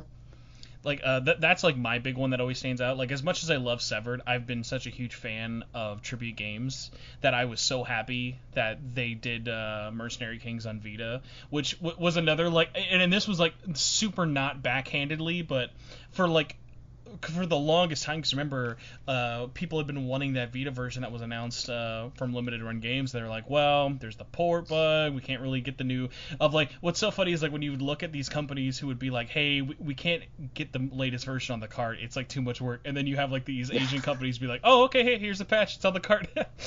How easy it was for the Asian version of Mercenary King to be come out and just be this is perfect, it's all ready now. So even though it took forever to come out, Mercenary Kings is one for me that I'll always be okay, I'm really glad this happened. Yeah, definitely. I don't know if I have like an instant standout for my negative of theirs. If I had to pick like a weird one that I'm always like, I hold no reverie, pun not intended for this one, of I always forget about Semispheres. Semispheres is one Oh that I'm yeah, like, that was cool. It wasn't bad. It was just like it was it's so forgettable that it's its worst factor. It's not a bad game. Like yeah, it's probably a more technically sound game than something like a One More Dungeon. But because like even that one, I kind of like, oh, that's kind of it's a unique first person dungeon crawler. Whereas like Semispheres is like, it's not like a crazy new genre for the system. Its art style is very minimalistic and doesn't really make it stand out. So stuff like that, I kind of am more like, oh, okay, whatever. yeah. It's true. Actually, I forget about that one. That probably falls into the category. It's was that really worth £30? But it's still on my And shelf. two It's still cover there. variants, mind you. Yeah, The blue yeah, and the yeah, orange one. So the last one that I'll be very curious, especially as I feel like no other company has had so many highs and so many lows as limited run games in terms of where people who started either loving them hate them now, or people who hate them love them now. So it's so weird. Like where do you kind of think of as strictly as a Vita collector? What is your first association with them now? So I'm kind of between both of those. It's I just want the games out. It's like it's the amount of money spent on these guys over the years been huge. Well, And especially you as a European fan, like yeah, shipping alone, I have to imagine you've at least spent over like 1,000, right? maybe I don't want to don't make me think about that. But when they did the hold orders and they would ship like big bundles together, that worked really well. I got like I think at one point I got like 20 games in one box from them, because I just held the games for like a year or something. So that worked really well. But otherwise, yeah, it's so expensive. And then they've had amazing releases, no doubt. They've had brilliant releases like Valhalla, Iconoclast. There've been so many good releases from those guys. But I just want it done. I just want it over now. Just let me have those last two games and just not have to think about this or worry about this again. You're not like a full setter, right? You've always kind of No. been more of like the picking of what you wanted from their stuff, right? Yes, yeah. It was actually I remember I can think of the picture in my head which game it was. It was one of their JRPG Oh, games. don't say Ray Gigant. Ray Gigant, No. that's it. Yeah.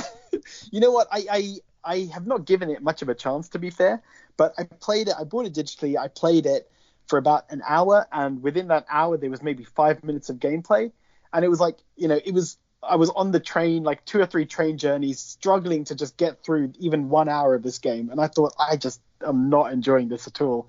So I kind of stopped playing, and when it came to limited run games, I thought, no, I'm not buying this game again. I spent £25 on the digital game. I'm not going to spend like another £35-40 on a physical for a game I don't like.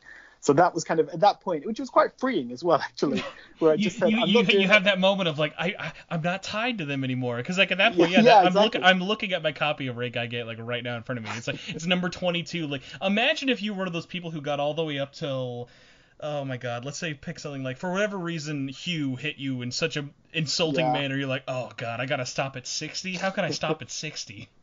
It's true. Yeah, exactly. So yeah, at that point I stopped, and then it was just buying the games I wanted to buy, and probably buying a few I didn't, but just thought, let's get it anyway. I think when they did that hold order, that's when I ended up just buying everything again, because it was just like, it's fine. The shipping is not going to be. It's only $5 then the shipping per item. So then it became kind of worth it again. But then, yeah, it was just that was the game that kind of broke it for me, where I said, I'm not buying everything now.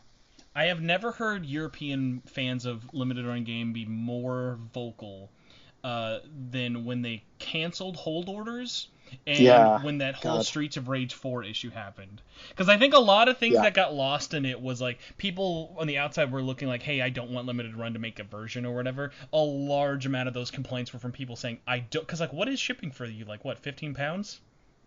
Yeah, about that. Yeah. It's like I'm paying half of the game in shipping. Like no, Yeah. if I can just go to my store and pick it up, I'd rather just go to my store and pick it up.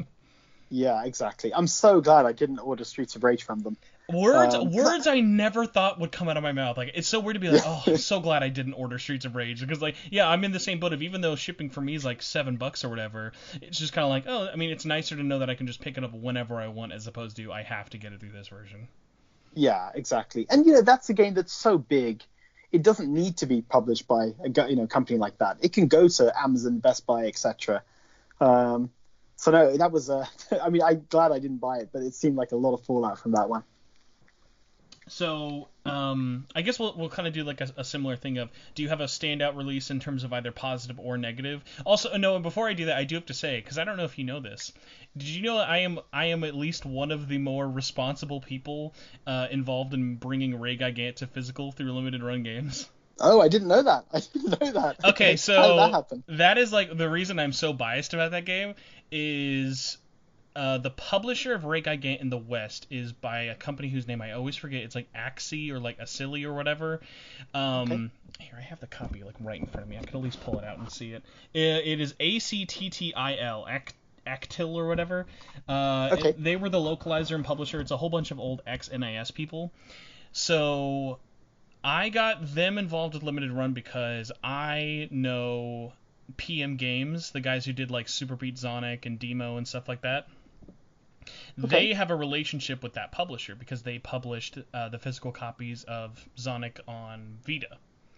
And Okay. I interviewed way back the CEO of PM Game Studios, Michael, and I had him on, and I went, hey, can you give me like someone involved in publishing for them? And then that was at the time when I was still talking to Douglas, so I got them involved with them. So basically, I knew the guys who had a published game through them. So basically, me being a fan of Super Beat Sonic got the publisher to talk to me to give them to Douglas, and then Douglas talked to Bandai Namco in Japan, and then the game finally came out over here. Like, that was one of those rare ones of like so many different people had to get involved. And as I'm looking at all of their games, I can't think of anyone else any other game that could have had that, because like SNK came to them, and other little things like their bigger visual novels like was still pretty much just like them talking to the people. But for whatever reason, Ray Gigant, I will always remember the journey of me trying to make that happen back in like 2017, and the fact that it actually did was so crazy. But I know that game's That's not for very cool. I know that game's not for everybody, so I don't take it hard that you don't love it. It's just one of those weird ones for me of like, I love that game's art style and I think it's so unique, but like experience isn't like the number one RPG maker. Like they have some downs. Yeah. So what I are think, your standouts for positive or negative? I think negatives probably it's kind of the similar thing with East Asia Soft. I mean, when I think about games I want to own physically, it normally comes down to games I want to play again and again and again, or games that would take like a big chunk of my Vita's memory card, so I want to have them physically. And I think something like Race the Sun or Mutant Muds, the two Mutant Muds, were probably games where it's like, well, I don't want to play these again, and they don't even take up much space. It's like these just felt like a bit of a waste almost of buying them physically. But, in fairness, Limited Run, there have been so many good games coming out from them. Salt and Sanctuary, Guacamelee, Spelunky, Iconoclast. They've had so many good games, so can't really knock them too much. Do you remember what felt like the entirety of that company? I felt like when Limited Run got announced, there were like two games that took forever to finally come out physically: Salt and Sanctuary and Cosmic Star Heroine. Yes. Yep. Which like kind of sucks, because like then by the comparison of the two of them, Salt and Sanctuary got pushed back forever because the developer who did the port, I feel like, were you at the PSX where they had that game playing? Because Just Add Water I did. was showing Yeah. up. Yeah. Like that port was like a really like big labor of love by Just Add Water, and I don't know if it was like the game engine that was the tough part, because like as a developer, Just Add Water has done like some of my favorite games. They did Oddworld, Stranger's Wrath, and Munch HD, which are really great games. But like they just had a really hard time getting Salt to like run really well apparently on Vita. But that patch finally got on the car, so that version's complete and everything else, so that is great. The weird one for me is Cosmic Star Heroine. Of like, remember how long of a development even just to get the digital version of that game? And even after a month of pre-orders for it on Vita and PS4, like there's still like a 600 gig download, not 600 gig, 600 megabyte download for the physical one. Yeah, so it's yeah. kind of like, okay, you can't win them all. Yeah. It was a good game though. I like that one. So what about like a favorite of like which one kind of stands out of like, okay, this one I'm glad exists. I think it probably is Salt and Sanctuary. Maybe SteamWorld Heist as well. Although I wish we had Dig 2. I never played any of the SteamWorld games until the Vita versions were released physically, because I knew they were coming, so I waited for so long. And like, there's a part of me that is still sad I've not touched Dig 2, because I've heard it is just amazing.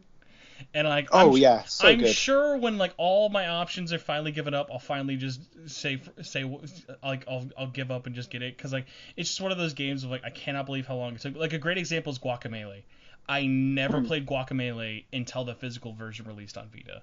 And when I played it last year, I was like, this is amazing. I'm 8 years late to the party, but man, this game is amazing. Yeah, no, definitely. I remember when so Dig 2, when it came out, they hadn't announced the Vita version until like probably just 3 or 4 weeks before it was actually released. So really, really late. And I was exchanging emails with the PR guys there, and they accidentally told me the Vita version was coming about like maybe a month early.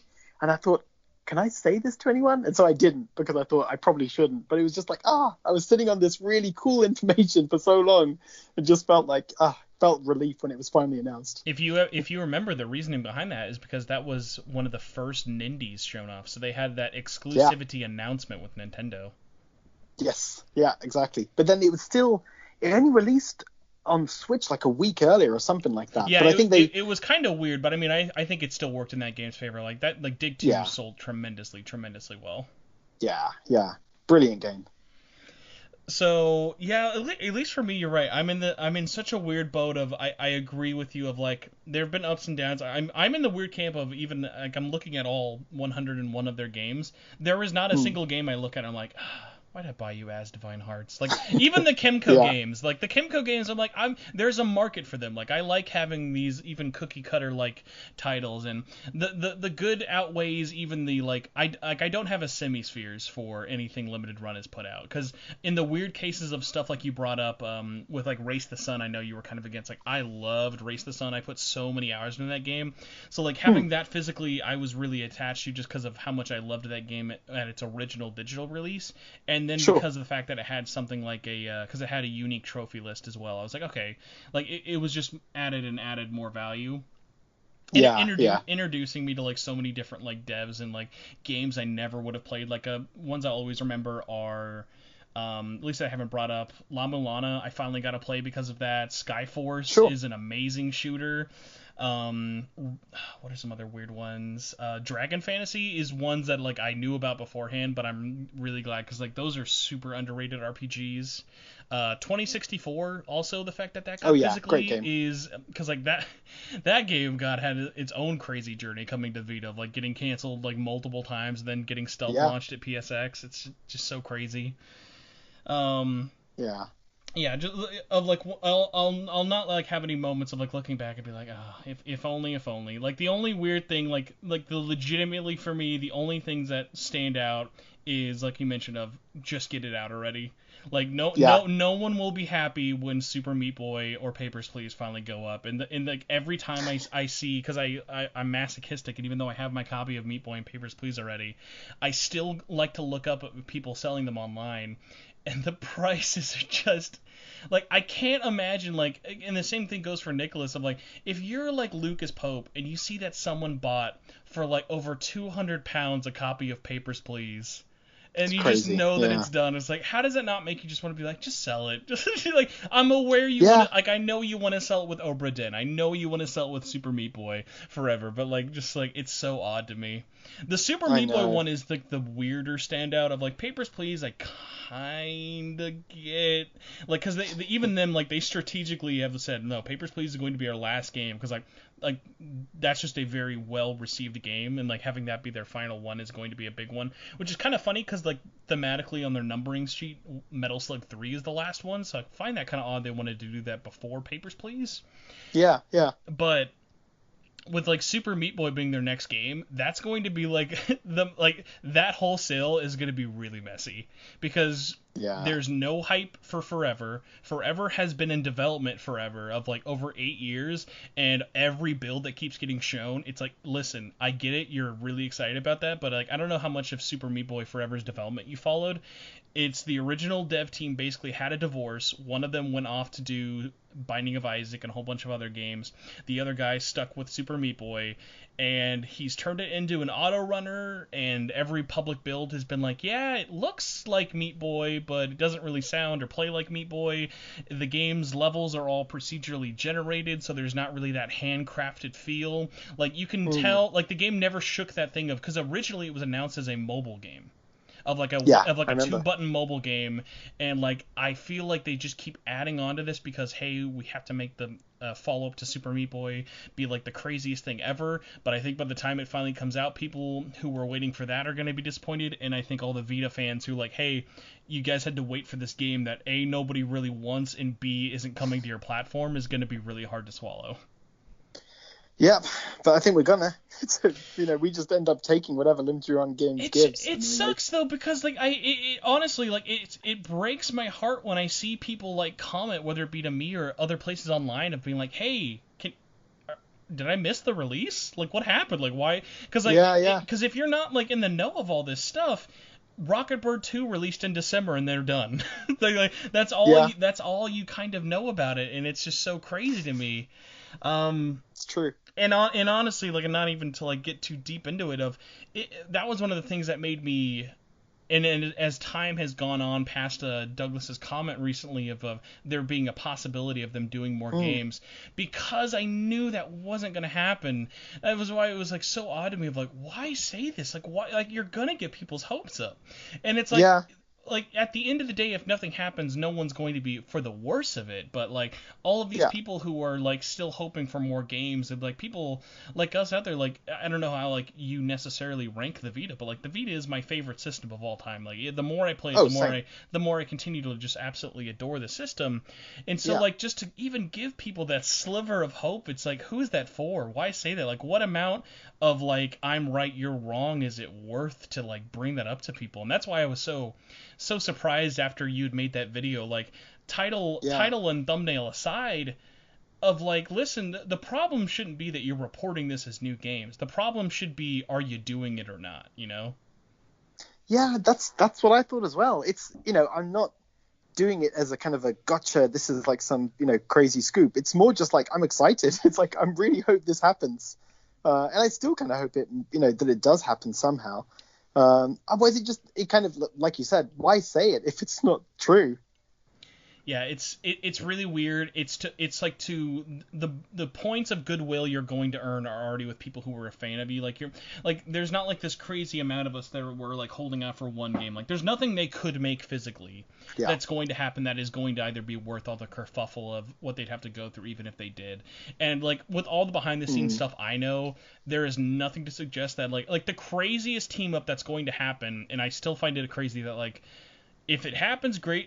It's been a while since I've heard anything of it. The only kind of like crazy last moment, like boom bang, hey, I'm gonna spoil 2020 Vita news for you, is like, from the outsider's perspective, and I have nothing else more to really say other than this, the fact that we have not heard East Asia Soft announce Ultra Core is coming physically through them on the Vita, and they're teaming up with Strictly Limited. It's like, how's that not happening? Right? Yeah. Like, that's going to happen. Like, that port, they've said they're working on it. Like, they have been working on it. And, like, clearly, like, that would be a big get for both companies involved. So why not do it? So that's kind of one of those issues of, like, clearly the only holdup at this point would probably be ratings. But, like, I know both of those companies would love to do that, and they've even hinted at it. So, like, that would be one of, like, oh, cool, let's build hype towards that one, because, like, that's something kind of more believable. But, like, let's say even if the limited run thing was true, like, if they came out at E3 and were like, hey, guys, we've got one more Vita game we didn't talk about, it would be like, why? Like, why did you save it for... Like, you have 2 more Vita games you still haven't put out. Because that goes back to the other thing of, like the really depressing part is you're not getting Super Meat Boy until Forever's done in development. Yeah. Like, and That could be a long while. exactly, like, why hold it hostage for that long? Because, like, I wonder how many people are going to come away from Limited Run's press conference video they're doing next month for their fake E3 thing. I wonder how many of them are going to come away from that who are Vita fans saying, hey, where are those games you showed last year? Yeah, maybe. I wonder if everyone just moved on almost. Like, apart from, say, a few hundred people, I would everyone's say just gone to if Switch it now. wasn't for the fact that people are buying copies up like crazy for those last two games, I would say it's not true. Like, they know, like, those games have big audiences. Like, those games, even when they do go on sale, it's going to be a bloodbath. Like, the site is going to, like, it's going to be gone in a single second. That's like why, like, when I was explaining to people why when those blind boxes went up, the reason I spent $500 ordering every blind box I could, it wasn't because I love limited run games to the point of I need to give them as much money as I physically can. It was like, whatever headache this is, and I still say this at this, like, I don't recommend ever doing blind boxes. My only experience with it was this, and it was terrible. But I will say this: all of the hunting and all of the money I spent aside, and even all of the shipping I had to do to ship all those games out to, thankfully I found people to buy all of them. All of that headache, I bet, will be less of a headache than what buying a copy of that game is going to be at the end of the day. It's true, yeah. And as long as they do it on separate days, it's probably okay. If they try and do both of them together, then it'll be even more of a nightmare. Trying to flip pages to get to the next one, it's just not going to happen in time. Yeah, I can't imagine, because obviously, like we said, Papers, Please is going to go up with Obra Dinn, so they're not going to do both back to back, but it's just going to be one of those weird things of just like, no one's going to be happy about this at the end of the day, and plus they also know another reason they're not in any hurry to finish things is they have no idea, and I know this is true because I've asked the people about it many times, they have no idea how they're going to handle the whole Bird King situation. Yeah, exactly. Like, that's a really random one. Think about that. Well, no, like, because I've always been weird about the idea of, like, why people get mad about it. Like, as someone who's not going to get that game as a free full set bonus, like. Are you not? I thought you would. No. Oh no, I'm saying for you. Oh, for me, yeah, you don't have like for you, someone who like is missing out on that is for getting it for free. Like, it's gonna go up for sale. Like, they ordered 2,000 copies of it. Like, there will be plenty of copies on sale. But the weird thing about it is, like, I've never understood why, like, people are so negative about that being their bonus game. Like, I think in terms of that being a bonus game, that's such a perfect title. Like, it's a game they, like, paid one guy in-house who works for them to make it. It was clearly just, like, hey, we want to make, like, a kind of joke game be our freebie. So, like, I think it's, like, a perfect choice, but, like, you think about it like this in terms of a logistical nightmare for them already. Look at the Jack and Daxter case. I'm trying to think of the right word. Kerfluffle or whatever. Remember, if you bought Jack 1, 2, 3, and X, you get that case for Jack 4, like a little mock-up case for free. That is buying 4 games, and that drowned their support from November to February. That broke their support team for a case about buying 4 games. Now multiply that for 101 Vita games. God, it's gonna be a nightmare. That's why, like, not even joking. I've even told them, I'm like, guys, I could do this. I will make a Gmail email.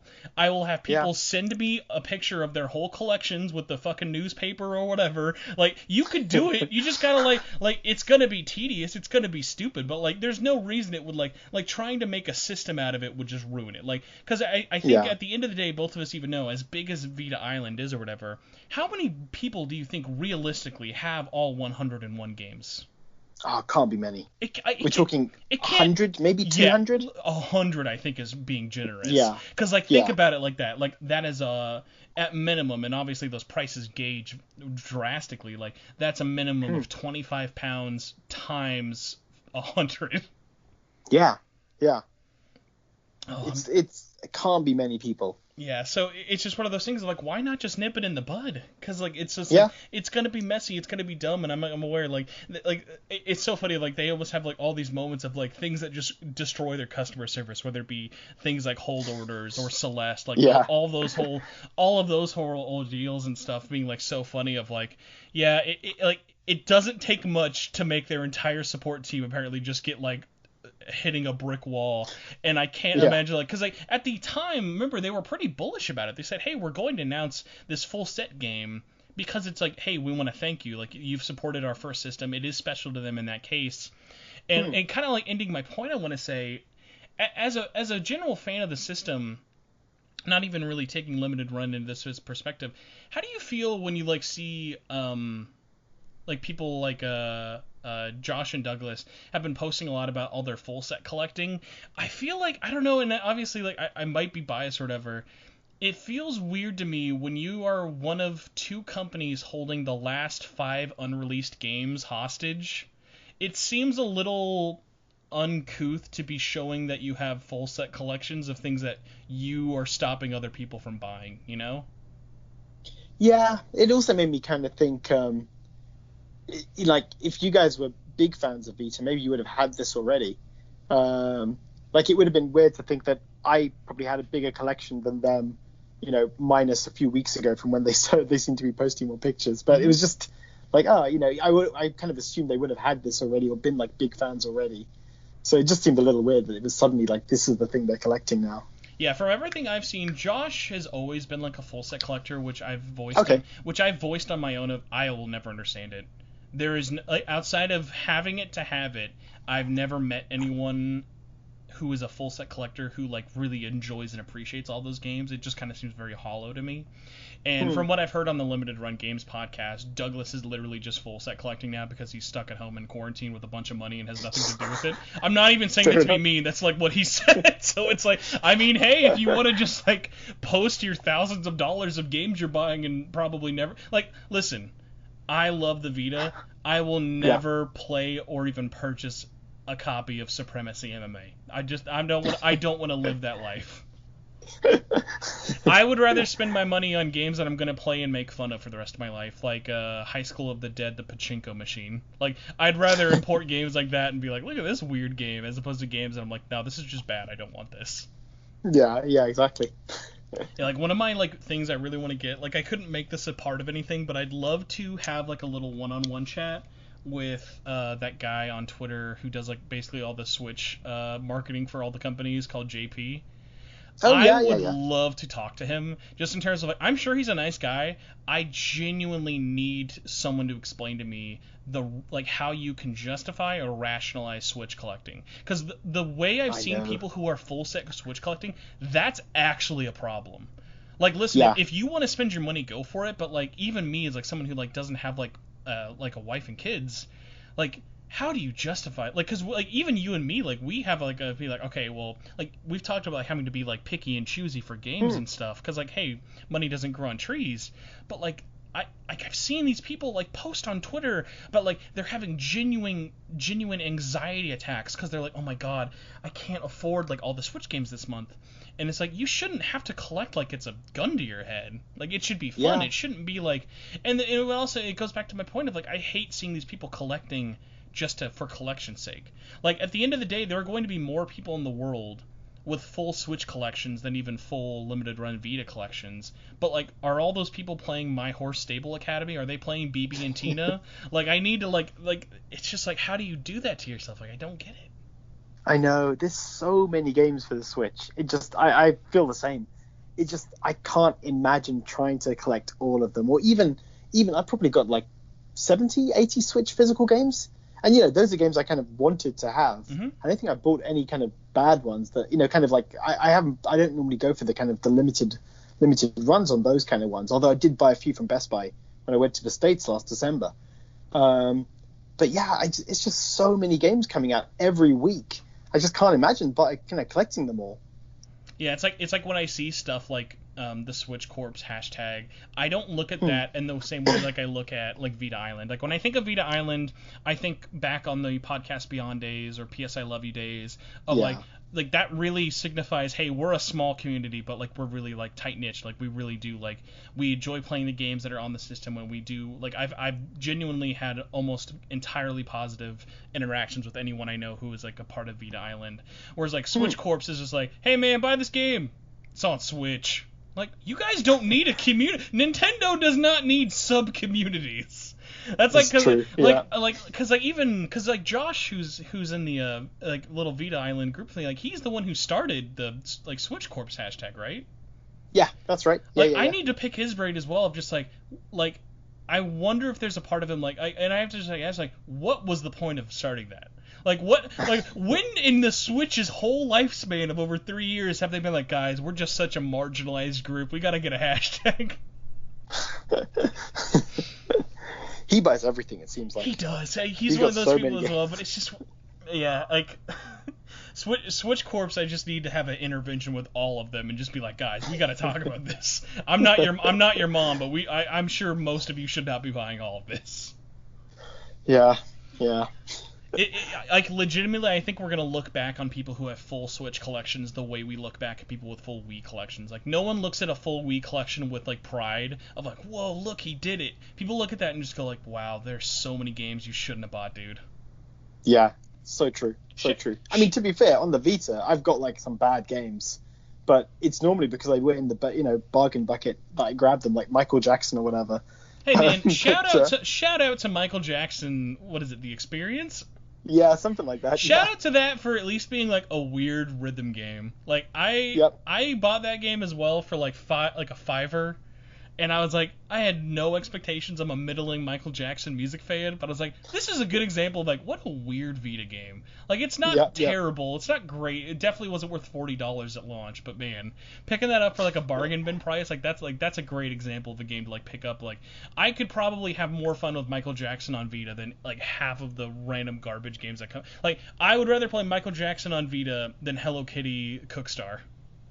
Not Hello Kitty, sure. Cooking Mama Cookstar. Yeah. But there's so many even like just the limited run publishers, that type of publishers for Switch now as well. And they like seem to be popping up all the time. It's just like, how can anyone keep up with these, with all these guys selling games? The answer is they can't. There's going to be a crash, and it's going to come really soon. And even like the big ones, like actually limited run proper, I think we're getting to the point now of, especially with stuff like the coronavirus and everything happening. Imagine if you were like, because remember, I used to be a full everything limited run collector. Okay. Everything, wow. like PC, PS4, every system, every variant, every piece of merchandise, every T-shirt, every vinyl record, every CD, everything they had, I owned. Like for at least 3 years, I still have that collection of things, and I don't regret buying it. But it has kept scaling up to such degrees, and if you notice, because like limited run went from a company that was like less than 10 people to now over 30, almost 40. Of like they have to keep selling more to stay profitable, where you're at the point of like that's like even like no amount of Switch games are going to be able to justify that cost forever. And I think if we don't hit that breaking point this year, unless something in their favor, all those limited companies are going to feel that hit within the next 12 months, and I think we're going to see a couple of closures. Yeah, I've been wondering that for a while, even with when it was just the Vita kind of games and PS4 games with the limited sellers. It's just seemed like, how can anyone keep up with everything? There's just too much, and now Switch has really cemented that. Just so many games coming out every single week, and they're expensive. Like you look, which game was it I was looking at? I can't remember off the top of my head, but there was a game that I was really interested in buying, and I saw on PS4 it's going to be something like £25 to buy in the UK, and on Switch it's £35, and I thought, well, I'm not going to buy that. It's fine. I can buy it digitally for £20 or whatever it'll be, and that's fine. But it just seems like so expensive, the Switch games as well. There's that the whole Nintendo tax really is there. It just doesn't. I just can't justify spending that much money on it. Yeah, it's just so odd the whole thing with it. But I appreciate you letting me go on such a long tangent, because I just appreciate talking honestly about Vita with anybody. But I know, because you and I have such kind of varying opinions, as like I'm more of like kind of on the full side of collecting of things, and you've kind of been more of the dipping your toe into every pool though. Yeah, I've tried, and I think that's kind of it's my channel. It's like I've just tried to play anything and everything that comes to Vita. So I can't always review everything, but at least want to try and have some gameplay or something of it. I'll at least say this, because you were talking about games that kind of like broke you, especially like how Ray Gigant was your stopping point of like, oh, I don't need everything for a limited run. The game for me, and I cannot believe that this was it. It was last June when they announced Star Wars, When they announced all Okay. their Star Wars stuff, that broke me. Like I looked at them selling for $40 a Game Boy cartridge in a little like cardboard sleeve, and I'm like, I can't justify this. There's no way I can justify this at all. Yeah. Yeah. And I just got to the point of like now, because like I still order stuff, like I'll order their SNK things and little random bits, bobs every now and then like that. Like anything Vita, I'm still gonna buy obviously, but it's just so funny like looking at how if you look at my order history, order every week, and then we went like it's like a drought. It's like you would think like I entered a coma for like 3 months. It's true. There's always that breaking point. It's just some things just not worth getting. It's just so weird though, because like you like even yours kind of makes a little more sense. Like, I wasn't a fan of this RPG. It's not really my kind of thing. It's like I'm a Star Wars fan, and the fact that Star Wars is what broke me from limited run is just the weirdest thing. Yeah. This goes, by the way, to show how kind of fucked up, and the last thing I'll say about full set mentality for this episode. I am so weird that when I stopped, like when I came to the realization of, hey, I can't afford all this stuff anymore, like even with like my salary and everything else, like I can't justify it, like even though I can, like, because there's a difference, between I can buy something, but there's a difference between I should buy something. Yeah. Like, exactly. I had that moment with Star Wars, and I messaged Josh, and I don't know what kind of motivated me to do it, but I messaged him and like I apologized because I had to stop my full set collection. Of like, because I knew I was one of the few people who actually still did it. Like, there's very, very, like, in the less than dozens of limited run people who do everything. And like, I messaged Josh, and I went, yeah, I'm just gonna stop. I can't do it anymore. I just wanted to say, like, reach out and say sorry. And like, he was very nice about it. Like, he said, oh, hey man, I get it, blah blah blah, or whatever. And it was just one of those things. It's like looking back at it, I'm like, why did I reach out to the CEO? That'd be like if you messaged Jeff Bezos, and because your package arrived early, you PayPal'd him like a $5. Like, hey man, this came too fast. I'm sorry. Like, and this is nothing like to like really say negatively against Josh. It's one of those things like looking back to myself, why did I do that? That's so odd. I think it's kind of with Twitter and stuff, it blurs the line between company and consumer, where you kind of feel like we're closer to these guys and more friends with them. But I think it kind of works in a good way, but sometimes can turn against us. Yeah. Like with that whole situation recently with the maybe games are coming still. I'm just gonna say no. If anyone asks, it's like I'm in this stance of like I know where I am in the industry. Like a good example, and I don't know if you ever saw this, when I was reviewing Persona 5 Royal, I was so disgusted with that game, I broke embargo. Oh really? I didn't know that. There's a moment in that game where it says, hey, here's this new thing called challenge battles, and they're basically like a score attack for the Velvet Room. Yeah. And in them, it gives you 1, and 6 more are DLC, and it shows you that the other 6 are locked off, and you have to go to the PlayStation Store and buy them. And I uploaded footage of that in English, because I'd shown it in Japanese, but because of the language barrier, it's hard to really see how like anti-consumer and disgusting that is. Like, and I as soon as I got my copy and I got to that point in the game, I just immediately went to Twitter and uploaded it. I was like, you know what? No one's gonna call me out for this. If you want to, go for it. No one in Atlas ever hit me up and said, hey, you broke embargo or whatever. Yeah. Like, I just had to go and like show people, like, listen guys, this is what I mean when I say this is disgusting. And thankfully thousands of people saw that video and all agreed. Yeah, no, I remember you putting that up. That is really bad of them. Really bad of them. Yeah. Just trying to cash in extra on like a kind of the ultimate release, or what it should be the ultimate release. Yeah, like when you have like when you're playing a game early, you shouldn't have that feeling of this, like I need to let the world know that this disgusting act is coming. It should be the opposite, like you said with SteamWorld Dig. Like, oh, this is great. I can't wait till people find out. Yeah, exactly. Well, I have taken up way, way, way too much of your time, so Sandeep, I greatly apologize for rambling so long. No worries, man. Thanks for having me on. No, yeah, but before we wrap up, where can people find you online? Like, where do you want them to like sort of either follow you, the channel, and everything like that? So if you go to YouTube, it's Too Old for Gaming, but with the number 2 and the number 4, so Too Old for Gaming. And you can find all my videos there, and you'll find me on Twitter as well if you search for Too Old for Gaming. And anything in terms of if people are curious about the books, like say if they haven't heard about them before, are you still selling a couple of the old spare ones on your website?